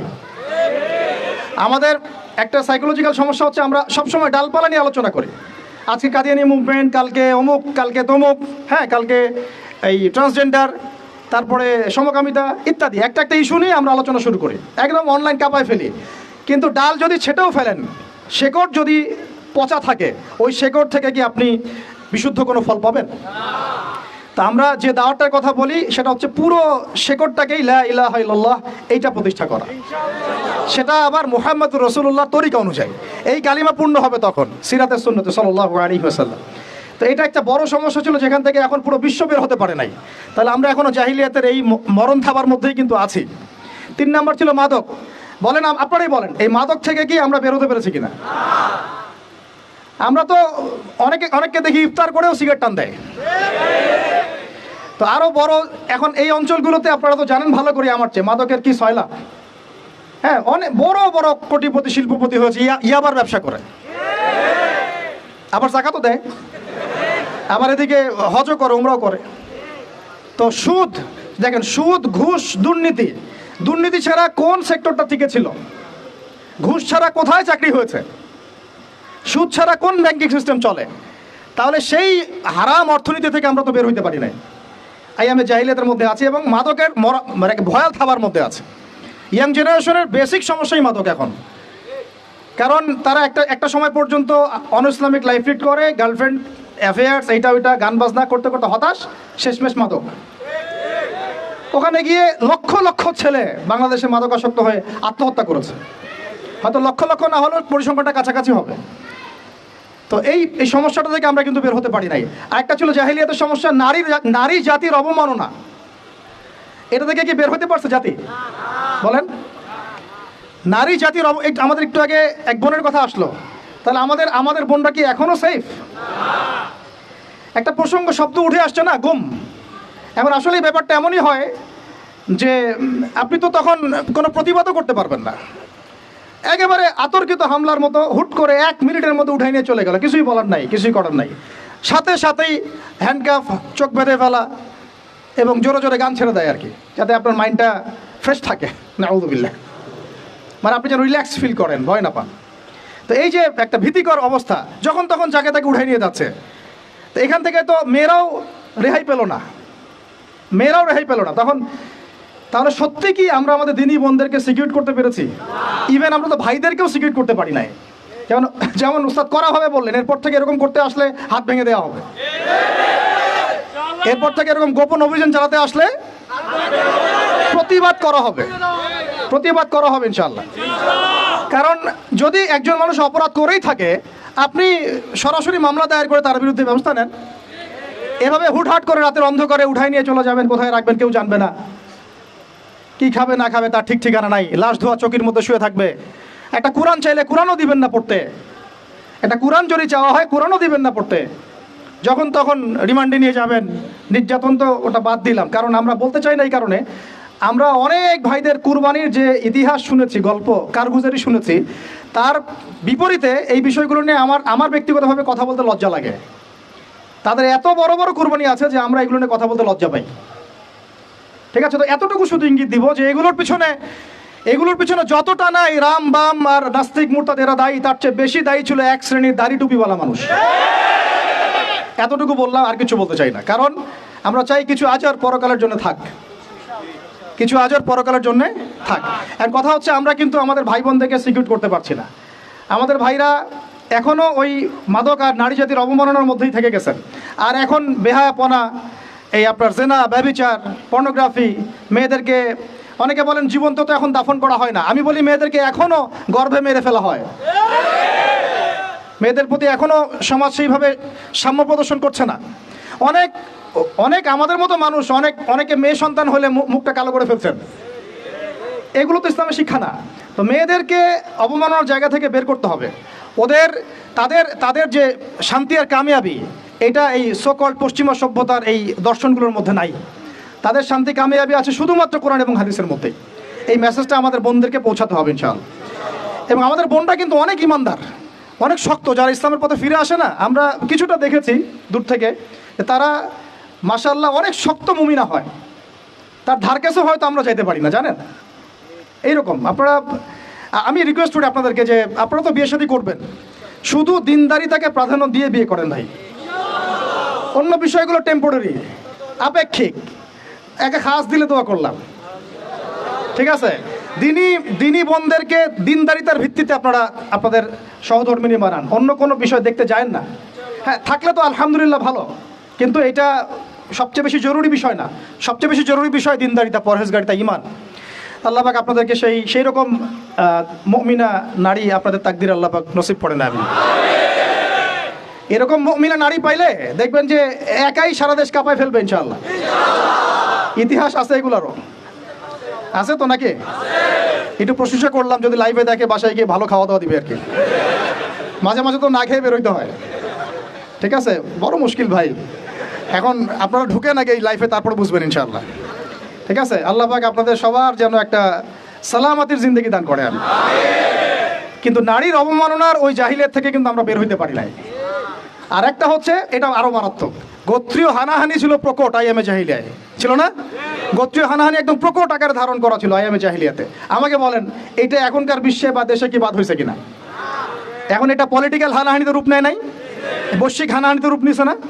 তাহলে ওই যুগে, যে যুগে নবী সাল্লাল্লাহু আলাইহি ওয়াসাল্লামকে আল্লাহ পাক পাঠিয়েছেন, সেই যুগে যে জাহিলিয়াতগুলো ছিল, এখন গ্লোবাল পার্সপেক্টিভে এই জাহিলিয়াতগুলো এখনও আছে, বরং তার চেয়ে আরও বড় মাত্রায় আছে। তখন সুদ ছিল একটা নির্দিষ্ট জায়গায়, এখন ওয়ার্ল্ড ওয়াইড। তখন আপনার জেনা ছিল একটা নির্দিষ্ট জায়গায়, নির্দিষ্ট পরিসরে, এখন পর্নোগ্রাফি দিয়ে একেবারে ফোনে ফোনে। এই ফোনের ওজন কম, কিন্তু কিয়ামতের মাঠে এর ওজন বোঝানো খুব কঠিন হবে। এই ফোনের ওজনটা কম, কিন্তু কিয়ামতের মাঠে এই ফোনের গুনাহের জবাব দেওয়ার যে বিচার, এটা অনেক কঠিন হবে। আল্লাহ পাক আমাদেরকে তাকওয়া অবলম্বন করা তৌফিক দান করেন। বিনা প্রয়োজনে ইউজ করবেন না, আপনার যতটুকু প্রয়োজন এতটুকু। এখন এই জাহিলিয়াতের সমাজে আল্লাহ পাক এমন একজন মহামানবকে পাঠালেন, একটু কনসেন্ট্রেট করেন, এমন একজন মহামানবকে আল্লাহ পাক এই জাহিলিয়াতের সমাজে পাঠালেন, আইয়ামে জাহিলিয়াতে, মানে আবু জেহেলের যুগে, যিনি মাত্র 23 বছরের ব্যবধানে, কত বছর? মাত্র 23টা বছর দিন রাত অক্লান্ত পরিশ্রম করে ওই জাহেলিয়াতে পূর্ণ সমাজটাকে একেবারে পুরা ইউটার্ন করে একটা আলোকিত সমাজে প্রতিষ্ঠা করে দিয়ে চলে গেলেন। সুবহানাল্লাহ। কত বছর? তিনি কি প্রথমে একা ছিলেন না দুইজন ছিলেন বলেন? আল্লাহ আছেন তার সাথে, ওহী আসছে, এবং তিনি কিন্তু একা, একজন দিয়ে দাওয়াত শুরু হয়েছে। তিনি মানে হেরা গুহায় কি করতেন? নবী সাল্লাল্লাহু আলাইহি ওয়াসাল্লাম হেরা গুহায় চিন্তা করতেন কিভাবে এই জাহিলিয়াতে পূর্ণ সমাজটাকে পরিবর্তন করা যায়। আল্লাহকে ডাকতেন, আল্লাহ পথ দেখাও, কারণ তিনি তো নবী, আগে থেকেই নবী। তখন আল্লাহ রাব্বুল আলামিন তার কাছে ওহী করলেন। প্রথম ওহীটাই কি আপনারা বলেন? সূরা আলাকের প্রথম 5টা আয়াত, তাই না? এখানে প্রথম শব্দটা কি? পড়ুন। এই যে পড়তে বলা হয়েছে, আপনাদেরকে পড়তে হবে। ফ্যান্টাসি দিয়ে, গরম গরম বক্তব্য দিয়ে, শুধুমাত্র স্লোগান দিয়ে কিন্তু দিন কায়েম হবে না ভাই। আমি আবার বলছি, গভীর এলেম অর্জন করতে হবে ইনশাআল্লাহ। প্রথম কথা ইকরা, আপনি পড়ুন। এখানে ইকরা বলার কারণ কি? তখন তো শিরক ছিল। আল্লাহ পাক বলতে পারতেন তুমি শিরক করো না, মূর্তি পূজা করো না, হ্যাঁ, সমাজে নারী মেয়েদেরকে জীবন্ত কবর দেওয়া হচ্ছে, বন্ধ করতে বলো। কোনো কথা আল্লাহ পাক আগে বলেন নাই, বলেছেন ইকরা বিসমি রাব্বিকাল্লাযী খালাক, পড়ুন আপনার সেই রবের নামে যিনি আপনাকে সৃষ্টি করেছেন। তার মানে যে জ্ঞান আপনাকে আল্লাহর দিকে নিয়ে যায় সেটাই জ্ঞান, আর যেটা আল্লাহ থেকে দূরে সরায় সেটা কি তাহলে? জাহালাত, জাহিলিয়াত। এখনকার শিক্ষা ব্যবস্থাকে আল্লাহর দিকে নিয়ে যাচ্ছে আমাদেরকে, তাহলে এটা কি হচ্ছে তাহলে? জ্ঞান না জাহিলিয়াত? সহজ কথা, সিরাতের আলোকে। খালাকাল ইনসানা মিন আলাক, যিনি মানুষকে আলাক দিয়ে সৃষ্টি করেছেন। ইকরা ওয়া রাব্বুকাল আকরাম আল্লাযী আল্লামা বিল কলম। দেখেন আমাদেরকে আল্লাহ পাক জ্ঞান শিক্ষা দিয়েছেন কলম দিয়ে। ওয়া আল্লামা আদম আসমা কুল্লাহা, আল্লাহ পাক আদম আলাইহিস সালামকে সমস্ত নাম শিক্ষা দিয়েছেন। আমরা সৃষ্টিগতভাবে জ্ঞানী ছিলাম না, আল্লাহ আমাদেরকে জ্ঞান দান করেছেন, সুবহানাল্লাহ। এবং সেই জ্ঞানের বদৌলতেই আমাদের পিতাকে আল্লাহ পাক সেজদা করিয়েছেন আপনার ফেরেশতাদেরকে দিয়ে, সুবহানাল্লাহ। আমরা তার সন্তান। আমাদের আব্বাজানকে, মানে আদম আলাইহিস সালামকে আল্লাহ পাক বলেছেন খলিফা। আল্লাহ পাক বলেন নাই যে আমি পৃথিবীতে ইন্নী জাইলুন ফিল আরদি খলিফা, এটা আল্লাহ পাক বলেছেন। আল্লাহ পাক এটা বলেন নাই আমি পৃথিবীতে মানুষ পাঠাতে চাই, পৃথিবীতে আমি নতুন কোনো প্রাণী বা মাখলুক পাঠাতে চাই, এমনটা আল্লাহ পাক বলেন নাই। আল্লাহ বলছেন আমাদের পিতাকে খলিফা। খলিফা মানে যিনি জমিনে আল্লাহর বিধান প্রতিষ্ঠা করেন। ঠিক যেমন দাউদ আলাইহিস সালামকে আল্লাহ পাক বলেছেন ইয়া দাউদ ইন্না জাআলনাকা খলিফাতান ফিল আরদ ফাহকুম বাইনান নাসি বিল হক ওয়া লা তাত্তাবিল হাওয়া ইউদিল্লাকা আন সাবিলিল্লাহ। হে দাউদ, আমি তোমাকে পৃথিবীতে আমার খলিফা করেছি, তোমার কাজ পৃথিবীতে ইনসাফ প্রতিষ্ঠা করা, হক প্রতিষ্ঠা করা। হকের মানদণ্ড কি? আল্লাহ পাকের ওয়াহি। আল্লাহর ওয়াহি দিয়ে তুমি মানুষের মাঝে বিচার ফয়সালা করবা, এটাই হলো হক প্রতিষ্ঠা করা। যদি না করো, প্রবৃত্তির তাড়না অনুসরণ করো, মানে মানব রচিত বিধান অনুসরণ করো, তাহলে ইউদিল্লাকা আন সাবিলিল্লাহ, আল্লাহর রাস্তা থেকে এটা তোমাকে সরাই নিয়ে যাবে। বলেন আমরা এখন খলিফা শব্দটাই ভুলে গেছি, আর খলিফা থেকে যে খিলাফা আসছে এই শব্দ বলতেও ভয় পাচ্ছে। বাংলাদেশের ইয়াং জেনারেশন এখন যারা মানে ইসলাম প্র্যাকটিস করছে, তাদের অনেকেও নামাজ, রোজা, হজ, জাকাত এই শব্দগুলোকে যেভাবে রিসিভ করেন, শরিয়া, ইমারা, খিলাফা রিসিভ করতে পারেন না। কারণ এর ব্যর্থতার দায় আমাকে নিজের উপর নিতে হবে। কারণ আমি হয়তো বিগত 5 বছরে তাকে এই শব্দগুলো শোনাতে পারি নাই। বিগত 5 বছরের সব লেকচারগুলো ঘাটেন আপনারা, সব ওয়াজ মাহফিলের দেখেন কয়টা লেকচারে, কয়টা ওয়াজে এই কথাগুলো, সামগ্রিক দাওয়ার কথাগুলো আছে। তাহলে মানুষ জানবে কীভাবে? তো নবী সাল্লাল্লাহু আলাইহি ওয়াসাল্লামের কাছে প্রথম ওহী আসছে পড়াশোনা কেন্দ্রিক। ভাই, আমাদেরকে পড়াশোনা করতে হবে। আর এই পড়াশোনার জন্যই মেলা, বই, যে আয়োজনগুলো হচ্ছে, এগুলো কিন্তু আমাদের পড়াশোনার জন্যই। আসলাম, বই কিনলাম, চলে গেলাম, এটা না। আপনাকে একটা সিলেবাস মেনটেন করে পড়তে হবে, একটা সিলেবাস মেনটেন করে পড়াশোনা করতে হবে, তাও একা একা না, ওস্তাদের সোহবতে। এটা অনেক ইম্পর্টেন্ট পয়েন্ট। মাথার উপরে মুরব্বি রাখা, বড় বড় ওলামায়ে কেরাম রাখা, নিজেকে মুরব্বি না ভাবা। বহু বহু তুল্লাব এবং বহু আলেম পর্যন্ত নিজেকে শুধু মুরব্বী ভাবার কারণে আর তাদের মাথার উপর থেকে মুরব্বীকে সরিয়ে দেওয়ার কারণে মুহূর্তের মধ্যেই পথভ্রষ্ট হয়ে গেছে। ইভেন তাগুতের দালালিও করে ফেলছে। এমন অনেক ঘটনা আছে, নজির আছে, আপনারা দেখতে পারবেন। তো আমাদেরকেও ওই রকম ওস্তাজ ওলামায়ে কেরাম বরেণ্য মুরব্বীদের সোহবত এটা জরুরি। সোহবত না আসলে তাজকিয়া আসবে না, আর তাজকিয়া না আসলে আপনার আমার দ্বারা কোনো দাওয়াতও সম্ভব না, ওই জিহাদও সম্ভব না। দূষিত কলব দিয়ে আল্লাহর দিন কায়েম সম্ভব না। আমার কলবটা মুনাওয়ার হতে হবে, নূর লাগবে। তো নূর অর্জন করতে হলে আমার পড়াশোনা আমলের পাশাপাশি এরকম মুহাক্কিক আলেমদের সোহবতও লাগবে। এবং এই জায়গায় আপনি নিজেকে সাম্প্রদায়িক করে ফেলবেন না যে আমি শুধু একজনকে আমি মানে আমার মাথার উপরে রাখছি, বাকি আর কাউকে আমি চিনি না। এরকম চিন্তা মনে হয় করা ঠিক হবে না। বরং বরেণ্য ওলামায়ে কেরামদের সবার কাছ থেকে আপনি নূর হাসিল করবেন। ঠিক আছে? অনেক সময় দেখা যায় আমাদের বড়দের মধ্যে কোনো কোনো বিষয়ে মতপার্থক্য হতে পারে। এই জায়গায় আপনার আমার কাজ কি? এই জায়গায় আপনার আমার কাজ তালেবে ইলম হিসেবে একদম চুপ থাকা। কি থাকা? একদম চুপ থাকবেন, আপনি কথা বলবেন না, ওইটা তারা বুঝবে। এই জায়গায় ফেসবুকটা যে ক্ষতি করেছে বাংলাদেশে, অন্য কোনো প্ল্যাটফর্ম সেটা করে না। এটা কিন্তু একটা ক্ষতিকর দিক। এটার ভালো দিকও যেমন আছে, এগুলো ক্ষতিকর দিক। এগুলো কথা সব জায়গায় বলা যাবে না, আমাদের সবাইকে কথা বলা যাবে না। তো মাথার উপর মুরব্বী রাখা, ওলামায়ে কেরামের সোহবতে থাকা এবং ইলম অনুযায়ী আমল করা, আল্লাহ পাক আমাদেরকে বোঝার তৌফিক দান করেন।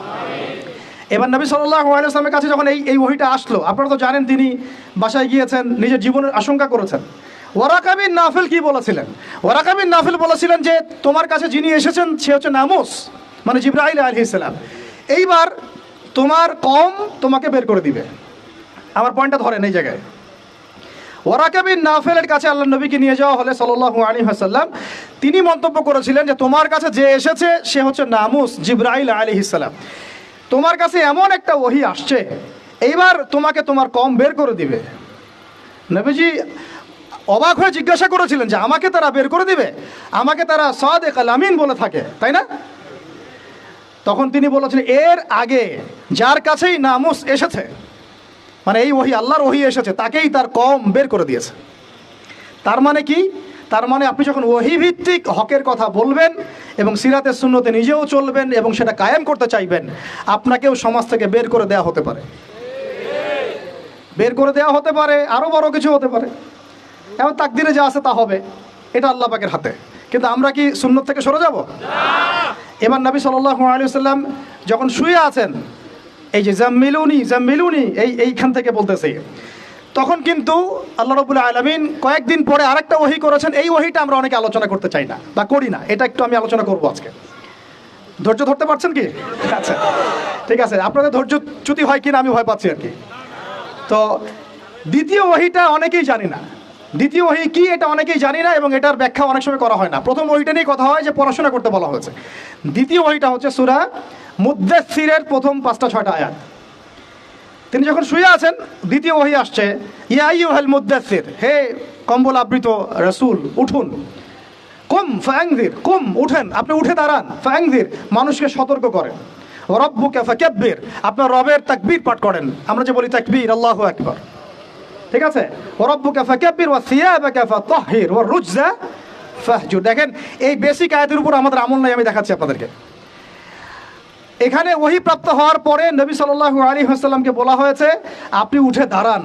উঠে দাঁড়ান মানে শুধু বিছানা থেকে মাটিতে দাঁড়ান অর্থ নয়। উঠে দাঁড়ান মানে হক নিয়ে আপনি সমাজের মধ্যে দাঁড়িয়ে পড়েন এবং সমাজের মানুষকে সতর্ক করা শুরু করেন। তাহলে হক প্রাপ্ত হলে, হক চিনতে শিখলে আমাদের কাজ কি? দাঁড়িয়ে যাওয়া, হক নিয়ে দাঁড়িয়ে যাওয়া, মানুষকে সতর্ক করা, দাওয়াতের কাজ করতে থাকা এবং রবের তাকবীর পাঠ করুন। পোশাক পবিত্র রাখুন, শুধু বাহ্যিক পোশাক না, কলবের পোশাকটাও। এই কলবের পোশাকের পবিত্রতা কয়জন আছে বুকে হাত দিয়ে কে বলতে পারবে? কার কলবে জিনার অপবিত্রতা নাই? কার কলবে এই হিংসার অপবিত্রতা নাই? গীবতের অপবিত্রতা নাই? তহমতের অপবিত্রতা নাই? মানুষের সম্মানহানির অপবিত্রতা নাই?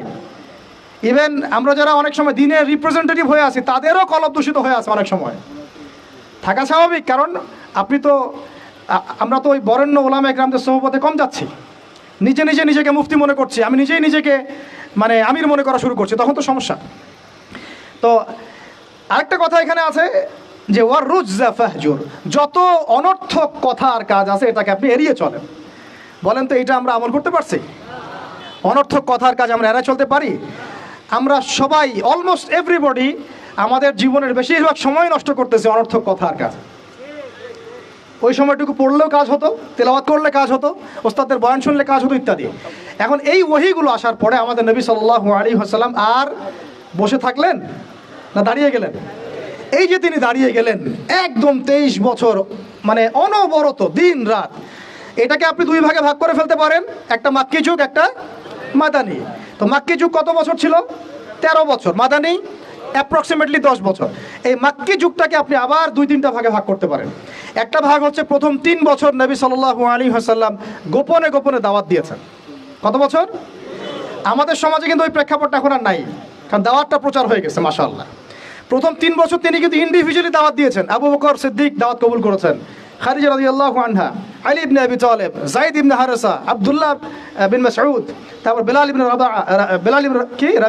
ইবনে রাবাহ, তারপরে বলেন উসমান বিন আফফান, তালহা রাদিয়াল্লাহু আনহু, জুবাইর বিন আওয়াম। এই যে বরেণ্য সাহাবায়ে কেরাম যারা বদর, উহুদ, খন্দক কাঁপিয়ে দিয়েছেন পরে, তারা ইসলাম কবুল করেছেন কখন? এই প্রথম 3 বছর, 3-4 বছরে। তাহলে আমাদেরকে কিন্তু মানুষ তৈরি করতে হবে। সিরাতের শিক্ষা কি? মানুষ তৈরি করতে হবে। এবং এই দাওয়াতটা কি মুসলিম সমাজে হচ্ছিল না অমুসলিম সমাজে হচ্ছিল? বলেন। তাহলে আমরা কিন্তু ইসলাহের কথা বলছি এখন। অমুসলিম সমাজে আমরা দাওয়াত দিচ্ছি কতটুকু, এটা ভাবতে হবে না? অমুসলিমদেরকে কি আমরা ঠিকমতো দাওয়াত দিচ্ছি? এই যে আপনাদের পার্বত্য অঞ্চলে পুরো জায়গাটা কিন্তু অমুসলিম অধ্যুষিত, আমাদেরকে ওদেরকে দাওয়াত দিতে হবে, ওদেরকে দাওয়াত দিতে হবে। কে জানে তাদের মধ্য থেকে আনসারী সাহাবীর মতো সাহাবী বের হতে পারে, কে জানে তাদের মধ্য থেকে ওমর ইবনে খাত্তাব বের হতে পারে, আমার যারা যা খেদমত হচ্ছে না তার দ্বারা সেটা হতে পারে। তাই দাওয়াতটা সাম্প্রদায়িক করবো না, দাওয়াতটা আমরা সবার মাঝখানে ছড়াবো ইনশাআল্লাহ। এটা কিন্তু সিরাতের শিক্ষা। তার মানে মুসলিম অমুসলিম সবাইকে দাওয়াত দিব ইনশাআল্লাহ। আল্লাহ পাক তৌফিক দান করেন, যোগ্যতা দান করেন, আমিন। এই দাওয়াত চলতে লাগলো প্রথম 3 বছর। 4র্থ বছর থেকে প্রকাশ্যে দাওয়াত শুরু হলো, যখন ওমর, হামজা এরকম কিছু সাহাবী আস্তে আস্তে ইসলাম কবুল করতে লাগলেন। মানে তখন মিছিল শুরু হচ্ছে, মিছিল। ওমর রাদিয়াল্লাহু আনহুর কথা একদম মানে স্পষ্ট যে ইয়া রাসূলুল্লাহ সাল্লাল্লাহু আলাইহি ওয়াসাল্লাম, আলাসনা আলাল হক, আমরা কি হকের উপরে নাই? আলাইসু আলাল বাতিল, তারা কি বাতিলের উপরে নাই? তাহলে আমরা কেন এখন ঘরের ভিতরে নামাজ পড়বো? চলেন আমরা কাবা ঘরে গিয়ে নামাজ পড়বো। ব্যাস, মিছিল করতে করতে কাবা ঘরে যাওয়া হলো, নামাজ পড়া হলো। সুবহানাল্লাহ। ওই উপর থেকে আপনারা হজ উমরা যারা করেছেন হয়তো দেখছেন, আবু জাহেলের বাড়ি বলে একটা জায়গাকে আর কি, তাই না? ওই টয়লেট বানায়, ওটা আসলে কতটুকু সহি আমি জানি না। তো ওইখানে কিছু পিছনে কিছু পাহাড় আছে আর কি। ওই পাহাড়গুলোর উপরে উঠে তখন ওই মোশরিকটা দেখছিল, আর আবু জাহেল ওই মিছিলে আক্রমণ করার চেষ্টা করেছিল, কিন্তু উতবা বিন রাবিয়া সে বলেছিল ভুলেও এই মিছিলে আক্রমণ করিল না। ওখানে দেখো 2জন বীর সেনা আছে, ওই যে হামজা, ওই যে ওমর, গেলে একদম পিছে ফেলাই দিবে। তো এখন আমরা চাই আমাদের ভাইদের মধ্যে হামজা আর ওমর উঠে আসুক, তখন আরো প্রকাশ্যে কথা হবে ইনশাআল্লাহ। এটা একটা মানে স্ট্র্যাটেজি আর কি। যখন আপনার কাছে মানে শক্তিশালী কিছু মানুষ থাকবে, তখন কিন্তু দাওয়াতটাও আরো বড় পরিসরে হয়, এটা স্বাভাবিক। এই জন্য আমরা আমাদের সরকার হোক, প্রশাসন হোক, আমাদের অমুসলিম ভাইরা হোক, ইভেন আপনারা যারা আছেন আমাদের দিনী ভাইরা, সবাইকে আমভাবে দাওয়াত দিব যে আপনারা ওমর আর হামজা হয়ে যান, ইসলামের দিকে আসেন, ওমর আর হামজা হয়ে যান ইনশাআল্লাহ। আপনারা আমাদেরকে প্রোটেক্ট করবেন। দেখেন, আল্লাহ নবী সাল্লাল্লাহু আলাইহি ওয়াসাল্লামকে আমি প্রোটেক্টের কথা বলছি বাহ্যিক অর্থে। প্রোটেকশন তো আল্লাহ পাক দেন। মানে তারা কারা ডান হাত বাম হাত হয়েছিল, কারা ঢাল হয়েছিল? সাহাবীরা না? তো সেই সাহাবী হতে হবে আপনাদেরকে। আমাদের ওস্তাদ আর বড় অন্যান্য অনেক ওস্তাদ অনেক কথা বলছেন, অনেক কাজ করছেন, আর আমাকে বলেন তাদের অবর্তমানে তাদের জায়গা দখল আপনি করতে পারবেন কিনা, ওই যোগ্যতাটা কি আমরা অর্জন করছি কিনা, এটা আমাদেরকে ভাবতে হবে। আমাদেরকে অনেক ক্রিয়েটিভ চিন্তা করতে হবে যে আমাদের ওস্তাদরা যে কাজগুলো করছেন তাদের অবর্তমানে আমরা সেই লেগেসি বজায় রাখতে পারবো কি পারবো না, আদৌ সেই জেনারেশন তৈরি হচ্ছে কিনা, গ্যাপ হয়ে যাচ্ছে কিনা আবার কোনো, এবং তারা যেভাবে দিনের জন্য কাজ করছেন তাদের জান মাল ইজ্জত পরিবার এগুলো দেখভাল করার দায়িত্ব আমাদের আছে কি নাই? বলেন। এটাই ভাই, আমি নিজের কথা বলি যে আমাদের কাছে একসময় বাজার করার টাকাও ছিল না, এমন একটা সময় গিয়েছে, এবং কাউকে আমরা বলতেও পারছিলাম না যে আমাদের টাকার দরকার। কিছু ভাই কিছু অর্থ সহায়তা করেছিলেন ওই বিপদগ্রস্ত মুহূর্তগুলোতে, তো সেটা আবার মাঝখান থেকে থার্ড পার্টি মেরে খেয়ে ফেলছে। এখন আমি একটা কথা বলি, আমরা দাওয়াতের কাজ করব, আমরা শরিয়ার প্রতিষ্ঠার চেষ্টা করব, ঠিক আছে, ওলামা একরামরা করবেন, আপনাদের ঊর্ধ্বতন নেতা যারা তারা করবেন, কিন্তু তাদের জান, তাদের মাল, তাদের পরিবার, তাদের আহাল, তাদের ভরণ পোষণ, এই বিষয়গুলো দেখার দায়িত্ব কি আমাদের নাই আদৌ? আমরা কি হামজা, ওমর, আবু বকর হতে পারছি কিনা, এটা আমাদেরকে মাথা রাখতে হবে। এটা আমরা যেন হই, আল্লাহ পাক তৌফিক দান করেন। এবার এই সাহাবীদেরকে নিয়ে নবী সাল্লাল্লাহু আলাইহি ওয়াসাল্লাম দাওয়াত আরও বেগবান করলেন। এবার দাওয়াত যত বেগবান হলো, আবু জেহেল, আবু লাহাবদের নির্যাতন তত বাড়তে লাগলো। ঠিক তো কথা? অনেক সাহাবী চোখের সামনে শহীদ হলেন, নবী সাল্লাল্লাহু আলাইহি ওয়াসাল্লাম তখন কিছু বললেন না, মানে অস্ত্র হাতে নিলেন না। কিছু বললেন না অর্থ বোঝাচ্ছে যে তিনি অস্ত্র হাতে নিলেন না, মক্কার কথা বলছি আর কি। তিনি বললেন সবর করতে। অনেক সাহাবী বললেন যে ইয়া রাসূলুল্লাহ, সবর করতে করতে আমরা তো মানে অতিষ্ঠ হয়ে যাচ্ছি, আপনি আল্লাহর কাছে বদদোয়া করেন আল্লাহ যেন তাদেরকে ধ্বংস করে দেন। নবীজি বললেন না, এক সময় আসবে যে পুরা এই হীরা নগরী, পারস্য, রোমক এগুলো সব আমরা জয় করবো। ওয়ালাকিন্নাকুম তাস্তাজিলুন, কিন্তু তোমরা কিন্তু তাড়াহুড়া করছো। সবর করলেন। আবু জেহেল সুমাইয়া রাদিয়াল্লাহু আনহাকে কি বর্ষা নিক্ষেপ করে হত্যা করে নাই? ইয়াসির রাদিয়াল্লাহু আনহুকে হত্যা করে নাই? এরকম অনেক, বেলাল রাদিয়াল্লাহু আনহুকে একদম উত্তপ্ত বালুতে পিটানো হয় নাই? অনেক ঘটনা ঘটেছে। তখন কিন্তু আমরা ওই অ্যাপ্রোচ নিতে পারি নাই, বা ওই আদেশটা আমাদের আল্লাহর পক্ষ থেকে আসে নাই যে আমরা ওদের সাথে ওই ভাষায় কথা বলবো যে ভাষায় ওরা কথা বলছে। তখন ভাষাটা ছিল ধৈর্যের। এমনকি নবী সাল্লাল্লাহু আলাইহি ওয়াসাল্লাম বললেন, তোমরা এখন আবিসিনিয়াতে চলে যাও। আবিসিনিয়াতে একজন কে আছে? একজন খ্রিস্টান শাসক আছে, যার রাজ্যে কেউ জুলুমের শিকার হয় না। সুবহানাল্লাহ। দেখেন, একজন খ্রিস্টান শাসক সম্পর্কে নবী সাল্লাল্লাহু আলাইহি ওয়াসাল্লাম মন্তব্য করলেন, তার রাজ্যে কেউ জুলুমের শিকার হয় না। এখন পুরো মুসলিম বিশ্বের মুসলিম শাসকদেরকে খুঁজে পাওয়া দুষ্কর, যাদের রাজ্যে কেউ জুলুমের শিকার হয় না। ওখানে মুসলিমরা গিয়ে থাকতে লাগলেন দীর্ঘ সময়। তারপরে দেখেন আমাদের নবী সাল্লাল্লাহু আলাইহি ওয়াসাল্লাম দাওয়াতের কাজ বেগবান করলেন। এবার 3 বছর বয়কটের জীবনযাপন। সিরাত পড়েছেন না আপনারা? 3 বছর বয়কট মানে কি? ওই এক প্রকার কারাগার, এটা একটা উন্মুক্ত কারাগার ছিল আর কি। শিয়ারে আবু তালেব বলি, শিয়ারে আবু তালেব, মানে ওখানে না আছে খাবার, না পানি, গাছের ছাল পাতা খেয়ে সাহাবীরা 3 বছর থেকেছেন। সুবহানাল্লাহ, সুবহানাল্লাহ। চিন্তা করা যায়, 3টা বছর। তখন দেখেন কিছু অমুসলিম মানুষ আমাদেরকে হেল্প করেছেন, যেমন আবু তালেব। তিনি কিন্তু তখন মুসলিম হন নাই, কিন্তু হেল্প করেছেন আমাদেরকে। এত হেল্প করেছেন যেটা হয়তো আপনি কেউ করতে পারেন ইসলামকে। চাচা আবু তালেব মুসলিম না হয়ে ইসলামকে যে পরিমাণ হেল্প করেছেন, সহযোগিতা করেছেন, নিরাপত্তার চেষ্টা করেছেন, ওটা কিন্তু আমরাও করতে পারি নাই শেষ পর্যন্ত। তারপরেও তিনি জান্নাতে যেতে পারছেন না। সুবহানাল্লাহ। কেন বলেন? শুধুমাত্র শেষ পর্যন্ত কালিমা না পড়ার কারণে। তাহলে আমরা কি একটু কৃতজ্ঞ হব না যে আল্লাহ পাক আমাদেরকে মুসলিম পরিবারে আমাদেরকে জিজ্ঞাসা না করেই জন্ম দিয়েছেন? একটু ভাবতে হবে এগুলা ভাই। আত্মসমালোচনা খুব জরুরি জিনিস। যখন এগুলো আপনার ভিতরে চলে আসবে, কাজের কথা আপনাকে বলতে হবে না, আপনি নিজেই ছুটবেন ইনশাআল্লাহ। তো দেখুন, চাচা আবু তালেবের মতো অনেক মানুষ আমাদের দরকার, এটা কিন্তু ইঙ্গিত এসেছে লেকচারের মধ্যে, এর আগে ওস্তাদ বলেছেন। তো আমাদেরকে এ ধরনের মানুষদেরকেও দাওয়াত দিতে হবে। কে জানে যে ভিতরে অনেক আবু তালেব অলরেডি আছে, আমাদেরকে হেল্প করতে চায়, থাকতে পারে না? দাওয়াত বেগমান করতে হবে, সর্বমহলে দাওয়াত। আল্লাহ পাক বোঝার তৌফিক দান করেন। তো তারপরে আবু তালেব তিনি ইন্তেকাল করলেন। তার স্ত্রী, প্রিয়তমা স্ত্রী খাদিজা রাদিয়াল্লাহু আনহা, যিনি একদম তার সমস্ত জানমাল উৎসর্গ করেছেন ইসলামের জন্য, তিনিও চলে গেলেন। আমাদের নবীজি একা হয়ে পড়লেন তখন এইটাকে, এই বছরটাকে কি বলে সিরাতের ভাষায়? আমুল হুজন। কি বলে? আমুল হুজন, কষ্টের বছর। এই কষ্টের বছরের পরে আল্লাহ পাক তাকে মেরাজ ঘটিয়েছেন। সুবহানাল্লাহ। কারণ এই যে যখন আপনি আল্লাহর হয়ে যাবেন না, আপনার যদি কোনো কারণে মন খারাপও হয়, আল্লাহ আপনার মন ভালো করে দিবেন ইনশাআল্লাহ।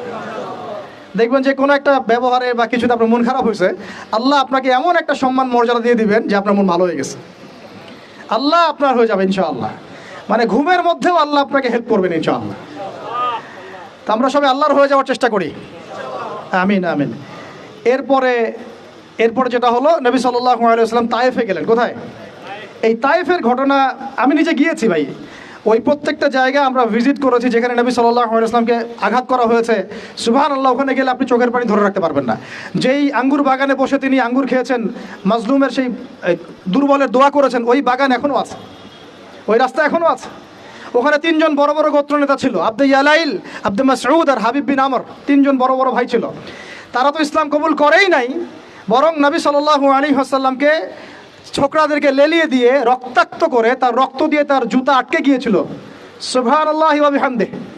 আমাদের নবীকে এমনভাবে তারা রক্তাক্ত করেছিল যে পুরা মাথা ফেটে রক্ত বের হয়ে জুতাটা আটকে গেছে রক্ত দিয়ে। ভাবা যায়? তায়েফে যদি কখনো যান আপনারা নিজেরা বুঝতে পারবেন, এটা পুরো পাহাড়ি এলাকা এবং আমাদের এই পাহাড়গুলোর মতো না। এই পাহাড়ের নিচ থেকে উপরটা হচ্ছে 40 কিলোমিটার। এই জায়গাটা নবীজি গিয়েছেন জুন জুলাই মাসে প্রচণ্ড গরমের মধ্যে, পায়ে হেঁটে। শুধু আমি তো গাড়িতে আসছি, উনি পায়ে হেঁটে গিয়েছেন। পায়ে হেঁটে গিয়েছেন একজনকে সাথে নিয়ে, যায়েদ ইবনে হারেসা রাদিয়াল্লাহু আনহু। কি উদ্দেশ্যে? শুধু আল্লাহর সন্তুষ্টির জন্য, তাদেরকে দাওয়াত দেওয়ার জন্য। তারা দাওয়াত তো কবুল করেই নাই, রক্তাক্ত করে পাঠিয়ে দিয়েছে। তাহলে আমরা দাওয়াতের খুব ইনস্ট্যান্ট ফলাফল কেন চাই ভাই? আমরা কেন এত তড়িৎ গতিতে ফলাফল আশা করি? সবর করতে হয়, এখানে অনেক সংগ্রাম আছে, ত্যাগের ব্যাপার আছে, তারপরে ফলাফল আসবে ইনশাআল্লাহ। কথা ঠিক না ভুল? এটা আপনাকে সিরাত থেকে বোঝাচ্ছি আমি। এই সময়ে কিন্তু কোনো সাহাবী চিন্তা করেন নাই যে এই 2 বছর পরে আমরা আবার মদিনা ফিরে পাবো, মদিনায় পাবো। এবার নবী সাল্লাল্লাহু আলাইহি ওয়াসাল্লাম মদিনায় ফিরে, মক্কায় ফিরে আসছেন।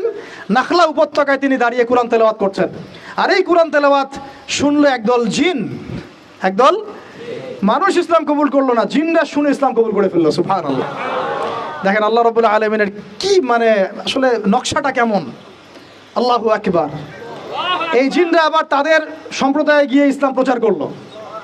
সূরা জিন পড়েন, সূরা আহকাফ পড়েন, সব আছে এখানে। তারপরে নবী সাল্লাল্লাহু আলাইহি ওয়াসাল্লাম মক্কায় ঢুকলেন। ঢোকাটাও টাফ ছিল, তারপরেও ঢুকেছেন তিনি বনু আদি গোত্রের সহযোগিতায়। তারপরে নবী সাল্লাল্লাহু আলাইহি ওয়াসাল্লাম হজের মৌসুমে দাওয়াত দিচ্ছেন। এই জায়গা থেকে ইসলামের পাল্লাটা ঘুরে গেল। এটা আসলে আমার আলোচনার শেষ পয়েন্ট। এই জায়গা থেকে ইসলামের পাল্লাটা ঘুরে গেল এবং আমরা আর দুর্বল থাকলাম না, শুধু শক্তিশালী না, এত শক্তিশালী হলাম যে পুরো বিশ্ব আমাদের করতলগত হয়ে গেল। সুবহানাল্লাহ। তিনি হজের মৌসুমে দাওয়াতের কাজ করছেন। ওই সময় হজমরা ছিল আর কি, বিকৃত। তো 6 জন যুবক ভাই, যুবক ভাইরা শুনেন, 6 জন ইয়াং তরুণ যুবক। কয়জন? কুইজ কিন্তু আছে সামনে, মনে রাখেন এগুলা। 6 জন ইয়াং তরুণ যুবক ইয়াসরিব থেকে আসলেন মক্কায়। ইয়াসরিব কিসের নাম? মদিনার নাম। 6 জনের লিডারের নাম হচ্ছে আসাদ বিন জুরারা। কি নাম? রাদিয়াল্লাহু আনহু। তিনি আসলেন, নবী সাল্লাল্লাহু আলাইহি ওয়াসাল্লাম তাদেরকে দাওয়াত দিলেন, কোরআন শোনালেন। এই সাহাবী তরুণ, এত বুদ্ধিদীপ্ত সাহাবী, তিনি এত ইন্টেলেকচুয়াল ছিলেন।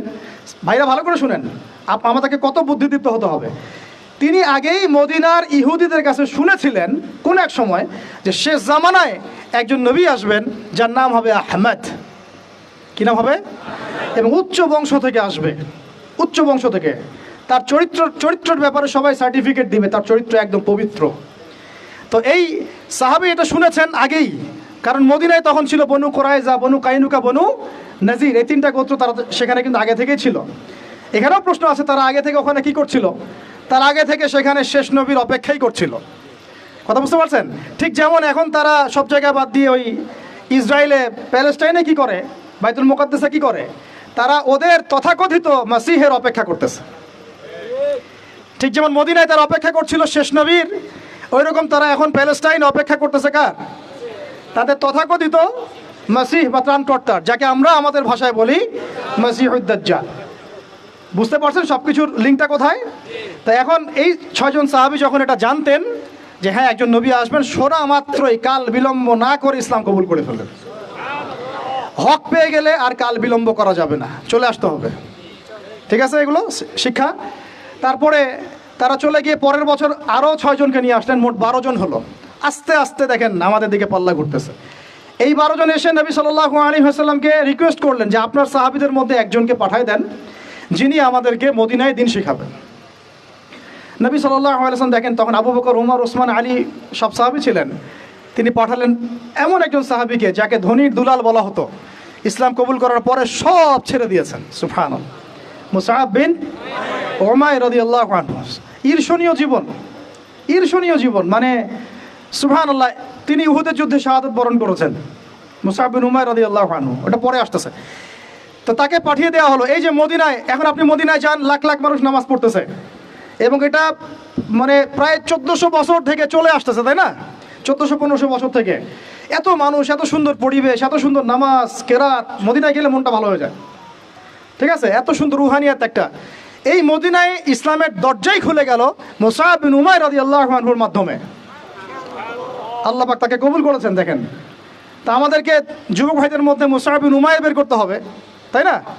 এটা কি এখন শুধু ফেসবুক স্ক্রল করলেই হবে না? আমার ইলম অর্জন করতে হবে ভাই। ওস্তাদ লাগবে না, মুরব্বী লাগবে না, পড়াশোনা করতে হবে না? পড়াশোনাটা খুব বেশি ইম্পর্টেন্ট। এর পাশে বাকি কাজগুলো আপনি সমন্বয় করে করবেন। তো তিনি দাওয়াতের কাজ করলেন মাত্র 1 বছরে। কত বছর? মাত্র 1 বছরের ব্যবধানে 75টা পরিবার ইসলাম কবুল করেছে। এবং সেখানে সাদ বিন মুআজ রাদিয়াল্লাহু আনহুর মতো বড় নেতাও ছিলেন, মানে যার কথার একটা ভ্যালু আছে সমাজে, এরকম বড় বড় সাহাবীও ছিলেন। এবার তারা চলে আসলেন পরের বছর মক্কায়, এসে হাতে হাত রেখে বায়াত করলেন। কি করলেন? আপনারা তো দিন কায়েম করতে চান, তাই না? কার হাতে বায়াত করেছেন? হ্যাঁ, মুরব্বী কে আপনার? প্রশ্ন আছে অনেক। জামাই মারার কথা বলছি না আমরা, এখানে অনেক সুন্নাহ আছে। এখানে আমি এটার ফিকহি মাসালা যেতে যাচ্ছি না, যেটা কতটুকু জায়েজ না জায়েজ বা ফরজ ওয়াজিব সুন্নাত মুস্তাহাব, এটা না। দেখেন আমরা দাড়ি কেউ কেটে ফেলি না, ফেটি? হ্যাঁ, আমরা কি দস্তরখানা ছাড়া খাওয়া দাওয়া করি? কেউ করি না, কিন্তু মেসওয়াক সবাই করি। তো এখন আপনি এত এত গুরুত্বের সাথে মেসওয়াক করেন কেন? এত গুরুত্বের সাথে আপনি সুন্নাহগুলো রাখেন কেন?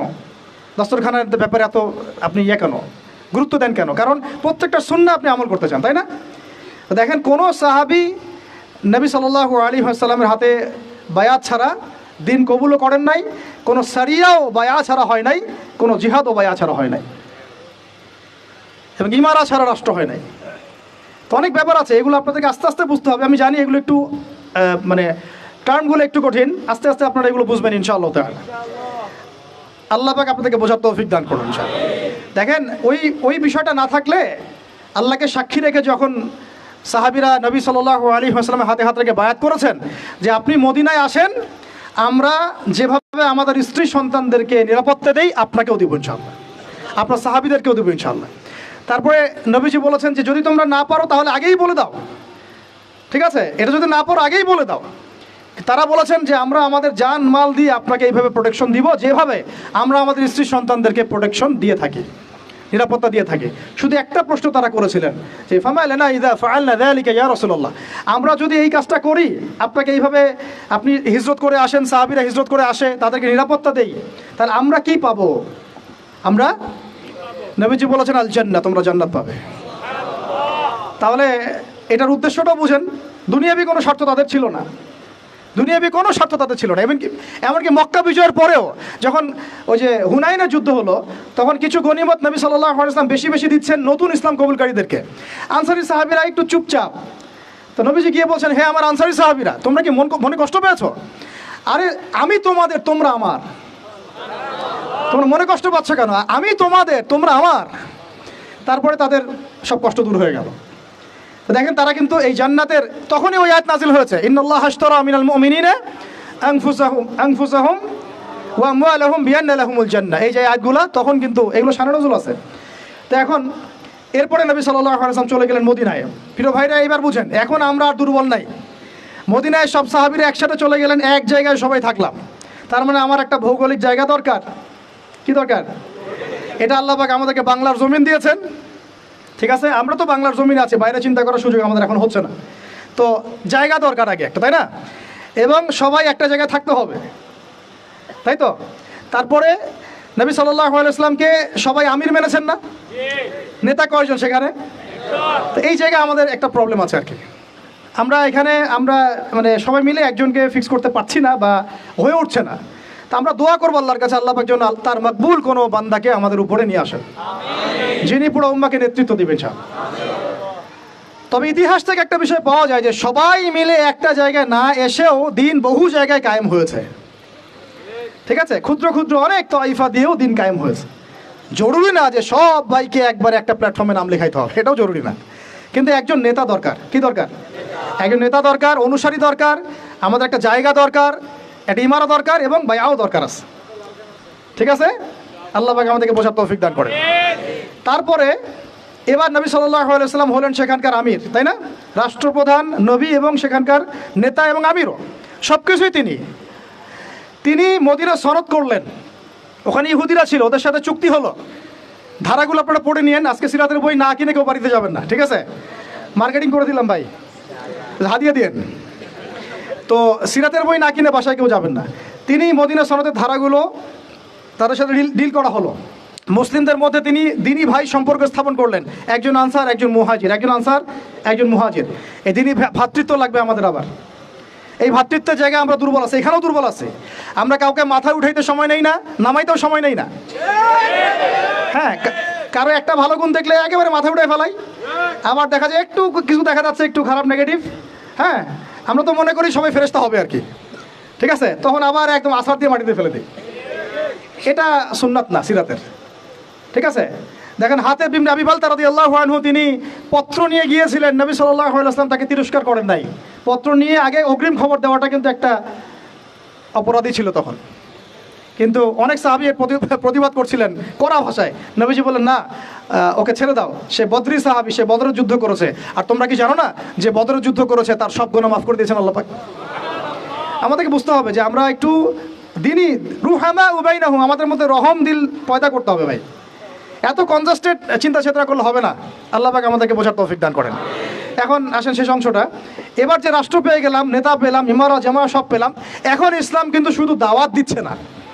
এখন কিন্তু ইসলাম মানে মুসলিমরা শুধু দাওয়াতদের মেহনত করছে না, এখন শুরু হলো সারিয়া অভিযান। কি অভিযান? বদর প্রথম যুদ্ধ না, বদরের আগেও বেশ কয়েকটা সারিয়া হয়েছে। সারিয়া সাইফিল বাহার, সারিয়া রাগেব, এরকম অনেক সারিয়া হয়েছে। সারিয়া মানে কি? যেই সামরিক অভিযানে আমাদের নবীজি নিজে যান নাই, কোনো সাহাবীকে পাঠিয়েছেন। তাহলে এখন শুধু দাওয়াত চলতেছে না, জিহাদও চলতেছে। এখানে দাওয়াত জিহাদ একসাথে, একে অন্যের পরিপূরক, একজন একটা থেকে আরেকটা আলাদা না। কথা কি বুঝতে পারতেছি? তো এখন সারিয়া শুরু হয়ে গেল। সারিয়া হতে হতে হতে এক পর্যায়ে আবু সুফিয়ানের কাফেলাকে নিয়ে কেন্দ্র করে বদরের ব্যাটেল যুদ্ধ হয়ে, এই বদরটাকে আমরা বলি গাজওয়া। কি বলি? গাজওয়া। তো এটা কিন্তু আকস্মিক হয়ে গেছে আর কি, কারণ সাহাবীরা আসছিলেন কাফেলাটা আক্রমণ করতে। তারা তো জানতেন না যে মক্কা থেকে এত সেনাবাহিনী নিয়ে তারা আবার হাজির হবে। তখন নবীজি কিন্তু মাশওয়ারায় বসেছেন যে তোমরা কি বলো, আমরা কি যুদ্ধে যাব না আমরা মদিনায় ব্যাক করবো, আরও বেশি সৈন্য নিয়ে আসবো। তখন সাদ বিন মুয়াজ রাদিয়াল্লাহু আনহু বলেছিলেন, ভালো করে শুনেন, এই প্রেক্ষাপটে গেলে আমরাও যেন এরকম বলতে পারি। সাদ বিন মুয়াজ রাদিয়াল্লাহু আনহু বলেছিলেন, ইয়া রাসূলুল্লাহ সাল্লাল্লাহু আলাইহি ওয়াসাল্লাম, আপনি উদ্বিগ্ন হবেন না আমাদেরকে নিয়ে। আপনি যদি আমাদেরকে উত্তাল সাগরে লাফ দিতে বলেন, আমরা চোখ বন্ধ করে আপনার আদেশ ফলো করে উত্তাল সাগরে লাফ দিব। নবীজির আর কোনো চিন্তা নাই, ঠিক আছে চলো এবার বদরে কি হলো আপনারা তো সবাই জানেন। একেবারে ম্যাসিভ ডিফিট, ওদেরকে আমরা পরাজিত করলাম, ওদেরকে কি করলাম, বন্দি হলো। বন্দীদের সাথে কিন্তু আমরা উগ্র আচরণ করি নাই, মুক্তিপণ নিয়েছি এবং অনেককে পড়াশোনা শিখিয়েছেন, তারা ছেড়ে দেওয়া হয়েছে। এটা মুক্তিপণ ছিল, পড়াশোনা শেখানো। একটা বিষয় এখানে টাচ করি যে দেখেন, আমরা বাংলাদেশের মাটিতে কিন্তু মক্কা বিজয় করি নাই। আমরা যা হয়েছে বাংলাদেশে, এটা কিন্তু মক্কা বিজয় হয় নাই আর কি। তো এমনভাবে আমরা ক্ষমা ঘোষণা করা শুরু করলাম, মনে হচ্ছে আমরা যেন মক্কা বিজয় করে ফেলছি আর কি। আরে এটা অধিকারটাই বা আপনারা এককভাবে কোত্থেকে পাচ্ছেন? কারণ যারা যারা অপরাধী তারা তো এখনো অপরাধী, বিভিন্ন জায়গায় আছে, কেউ পালাই গেছে, কেউ আরও লাক্সারিয়াস কোনো লাইফ লিড করতেছে। এক একজনের আমল নামায় যে 100 জনকে এনকাউন্টারের পাপ লেখা আছে, এটা আপনি ক্ষমা ঘোষণা করতে যাচ্ছেন কেন? তো কেসাস আমরা করবো কোথায়? কেসাসটা হবে কিভাবে? যদি দেখেন, বদরের যুদ্ধে বন্দীদেরকে কিন্তু ক্ষমা করা হয়েছে এবং কি করা হয়েছে, গনিমত পাওয়া গেছে, তাদেরকে আমরা মুক্তিপণ্যে ছেড়েছি অনেককে, তাই না? অনেকে পড়াশোনা শিখিয়েছেন, ছেড়ে দেওয়া হয়েছে। কিন্তু উমর রাদিয়াল্লাহু আনহুর সেই স্টেটমেন্টটা আপনাদেরকে মনে রাখতে হবে। উমর রাদিয়াল্লাহু আনহু কিন্তু এর পক্ষে ছিলেন না। ছিলেন? বলেন। তিনি ছিলেন এই পক্ষে যে ইয়া রাসূলুল্লাহ, এই সবগুলোকেই একবারে গর্দান নামায় দেন, যদি এরা থাকে তাহলে আরও ঝামেলা করবে ভবিষ্যতে। এটা কার স্টেটমেন্ট ছিল? আচ্ছা, কোরআন নিয়ে আপনারা গবেষণা করে আমাকে আপনারাই বললেন তো যে আল্লাহ রাব্বুল আলামিন এই স্টেটমেন্টটার প্রশংসা করেছিলেন না নিন্দা করেছিলেন? যে আল্লাহ রাব্বুল আলামিন পরবর্তীতে কিন্তু শিথিল আয়াত আসছে, সূরা আনফাল পড়েন, কিন্তু আল্লাহ পাক কিন্তু কিছুটা ধমকের সুরেও কথা বলেছেন, তোমরা দুনিয়া প্রত্যাশা করছো, আপনারা পড়ে দেখেন। তো এখন আর আমরা তো এখানে কোনো মক্কা বিজয় করিই নাই, তাহলে এগুলোর বিচার হবে কবে? আমরা দেখবো, আমরা এটা দেখার অপেক্ষা আছি আবু সাইদের কেসাস কবে হয়। আমরা দেখবো যে মুগ্ধদের কেসাস কবে হয়। তারা হত্যার বিচার শব্দ শুনতে চায়, কেসাস শব্দ নিতে পারে না। কি আশ্চর্য কথা! তাহলে আপনাদের সাথে আমাদের আদর্শের কত পার্থক্য দেখুন।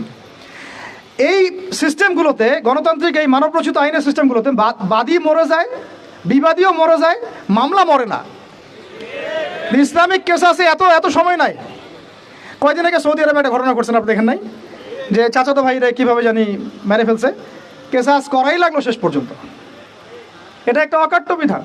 যাই হোক, এরপরে এই গাজওয়া, এই সারিয়া এবং গাজওয়াগুলো শুরু হলো। বদরে জয়লাভের পরে পুরো বিশ্বের বুকে একটা শক্তি দাঁড়ায় গেল, যে তারা দেখিয়ে দিয়েছে যে অল্প সংখ্যক মানুষ নিয়েও একটা বড় শক্তির সাথে যুদ্ধ করে জয়লাভ করা যায়। পুরো বিশ্বে দাওয়াতটা আরও ছড়িয়ে পড়তে লাগলো, আরবের বাইরে ছড়িয়ে পড়তে লাগলো। এবার ওরা উহুদের মাঠে আসলো আরও বড় শক্তি নিয়ে। ওই যুদ্ধে আমরা প্রায় জিতেই গিয়েছিলাম, এটা বিস্তারিত বলছেন, আপনারা পড়েন। প্রায় জিতেই গিয়েছিলাম। কেন সাময়িক বিপর্যয় হলো? কয়টা আদেশ ভাই? একটা আদেশ অমান্য করার কারণে সাময়িক বিপর্যয়ে পড়লাম, একটা আদেশ। আর আমরা তো ওলামায়ে কেরামদের কথা শুনতেই চাই না, অনেকে মানতেই চায় না, পরামর্শ নিতেই চাই না। তো নেতা মানলে সেইভাবে মানতে হবে ভাই। সামি'না ওয়া আতা'না, সামি'না ওয়া আতা'না। সাহাবীরা কি ভুল তাদের কি কোনো গলত উদ্দেশ্য ছিল? শুধু আল গানিমা বলেছেন বাস। খালিদ বিন ওয়ালিদ রাদিয়াল্লাহু আনহু পিছন দিক থেকে এসে উহুদের মাঠে গেলে আপনাদেরকে বুঝাতে পারবো দাঁড়ায় দাঁড়ায় যে কোন দিক দিয়ে কারা এসেছিল। ওটা আমরা স্টাডি করেছি এই গত সেশন দুটাতে। এটা নিয়ে আমরা কিছু কাজ করছি সিরাত নিয়ে। তো ওইখানে অনেকে ভুল ধারণা করেন যে আগে মনে হয় মুসলিমরা ওই মাঠে এসেছে, পরে কাফেররা আসছে। আসলে এমন না, আগে কাফেররাই আসছিল, মুসলিমরা পিছন দিক থেকে আসছে। তো ওখানে অনেক ব্যাপার আছে, ওটা পরে বলবো ইনশাআল্লাহ। তো এই যুদ্ধে আমরা কিন্তু প্রায় জিতেই গিয়েছিলাম। পরাজয় কেন হলো? একটা শুধু আদেশ অমান্য করার। আমি এটাকে পরাজয় বলবো না, এটাকে বলবো কি, সাময়িক একটা বিপর্যয়। আল্লাহ পাক আমাদেরকে একটা শিক্ষা দিলেন, এটা আমাদের জন্য যেন খায়ের হয়, কল্যাণ হয়। এর পরের বছর এবং এই যুদ্ধে তো বরেণ্য অনেক সাহাবায়ে কেরাম শাহাদত বরণ করলেন, প্রায় 70 জন।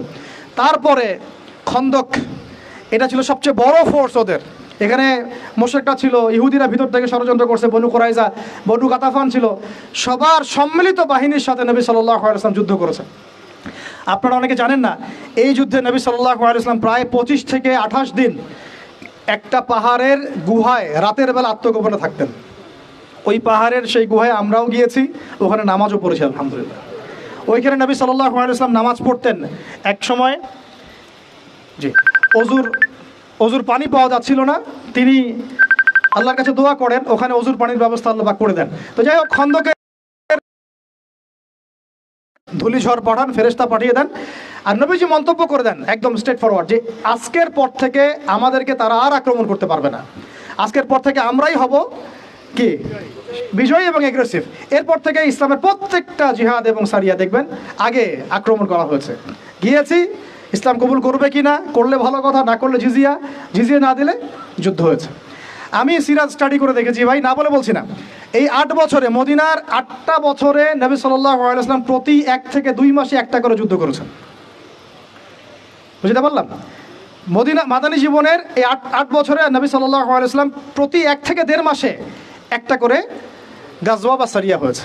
প্রায় 85 থেকে 90টা তিনি নিজে নেতৃত্ব দিয়েছেন। সুবহানাল্লাহ। তাহলে এই সুন্নাত তো আমাদের বললেই এখন সমস্যা করে অনেক। তো এটা তো সিরাতের একটা গুরুত্বপূর্ণ অংশ। এখন মদিনা রাষ্ট্রটার এই হালতে নবী সাল্লাল্লাহু আলাইহি ওয়াসাল্লাম যখন স্বপ্ন দেখলেন তিনি কাবা তাওয়াফ করছেন, তারা গেলেন, ওরা বাধা দিল। আচ্ছা, হুদাইবিয়া বায়াত হলো, হুদাইবিয়াতে বায়াত হলো 1400 সাহাবীকে নিয়ে, ওসমানকে যদি হত্যা করে আমরা আক্রমণ করব। ওসমান রাদিয়াল্লাহু আনহুকে ছেড়ে দেওয়া হলো এবং আক্রমণ আর করা হলো না। হুদাইবিয়ার সন্ধি হয়ে গেল।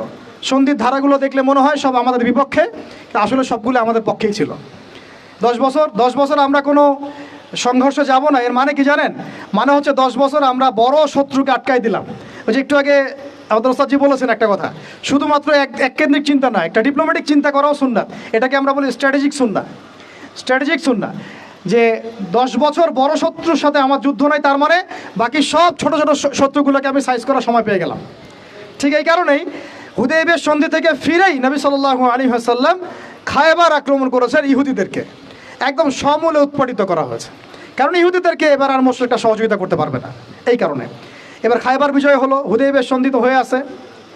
হুদাইবিয়ার সন্ধির পর, খায়বার বিজয়ের পরে মাত্র 1 থেকে 2 বছরের মধ্যেই এই চুক্তির লঙ্ঘন হয়। নবী সাল্লাল্লাহু আলাইহি ওয়াসাল্লাম একদম পুরো 10,000 সাহাবী নিয়ে মক্কা আক্রমণ করলেন। এবং এইবার তো পুরো মক্কা তো বিজয় হলো। তখন জা আল হক ওয়া যাকাল বাতিল ইন্নাল বাতিলা কানা যাহুকা আয়াত পড়ছেন আর মূর্তি ভাঙছেন, পুরা মক্কা পবিত্র হয়ে গেল। এখন আমি এক কনক্লুশনে এসে যেটা বলতে চাই, এর মাঝখানে মোতার যুদ্ধ হয়েছে, ঠিক এরপরে আবার হুনায়ন হয়েছে, তাবুক হয়েছে ইত্যাদি, এটা আপনারা পড়ে নেবেন, এটা আমি আলোচনা যেতে যাচ্ছি না, সময় নেই আমার হাতে। মূল কথাটা হচ্ছে দেখুন, মক্কা বিজয়ের আগে নবী সাল্লাল্লাহু আলাইহি ওয়াসাল্লাম পররাষ্ট্র নীতি অ্যাপ্লাই করেছেন, রাজা বাদশাদেরকেও দাওয়াত দিয়েছেন। আর মক্কা বিজয়ের পরে আরবের ওই যে জাহেলি যুগের যে জাহেলিয়াতগুলা, এর একটা জাহেলিয়াত আপনি আর খুঁজে পাবেন না। ভালো করে খেয়াল করে দেখেন, আজকে থেকে এই মক্কার থেকে 23 বছর আগে যে মক্কায় তিনি দাওয়াতের কাজ শুরু করেছিলেন, 23 বছর পর সেই মক্কায় ওই একটা জাহিলিয়াত কি আর বাকি থাকলো? কোনো শিরক আছে এই মক্কায়? এই নতুন মক্কায় কোনো শিরক আছে? তাহলে এখন আপনি যে বলছেন নতুন বাংলাদেশ, তা আপনি আগের বাংলাদেশ এই বাংলাদেশ মিলাই দেখেন আসলেই কি আছে আর কি নাই। বুঝাতে পারলাম না মনে হয়। তাই আমরা যেন স্রোতে গা না ভাসাই আর কি, স্রোতে গা ভাসানো ঠিক হবে না। আর এই মক্কা যেটা 23 বছর আগের আবু জাহেলের মক্কা, আবু জাহেলের শাসন চলতেছে দারুন নাদওয়ার, আর এই 23 বছর পরের যে মক্কা, এই মক্কার মধ্যে আপনি কোনো শিরক পাবেন? কোনো শিরক, কোনো মূর্তি পূজা, ইভেন কোনো কবর পূজা, কোনো প্রকৃতি পূজা, হ্যাঁ, কোনো হারাম অর্থনীতি, কোনো সুদ, কোনো মাদক, কোনো জেনা, কোনো ব্যভিচার, কিছুই নাই।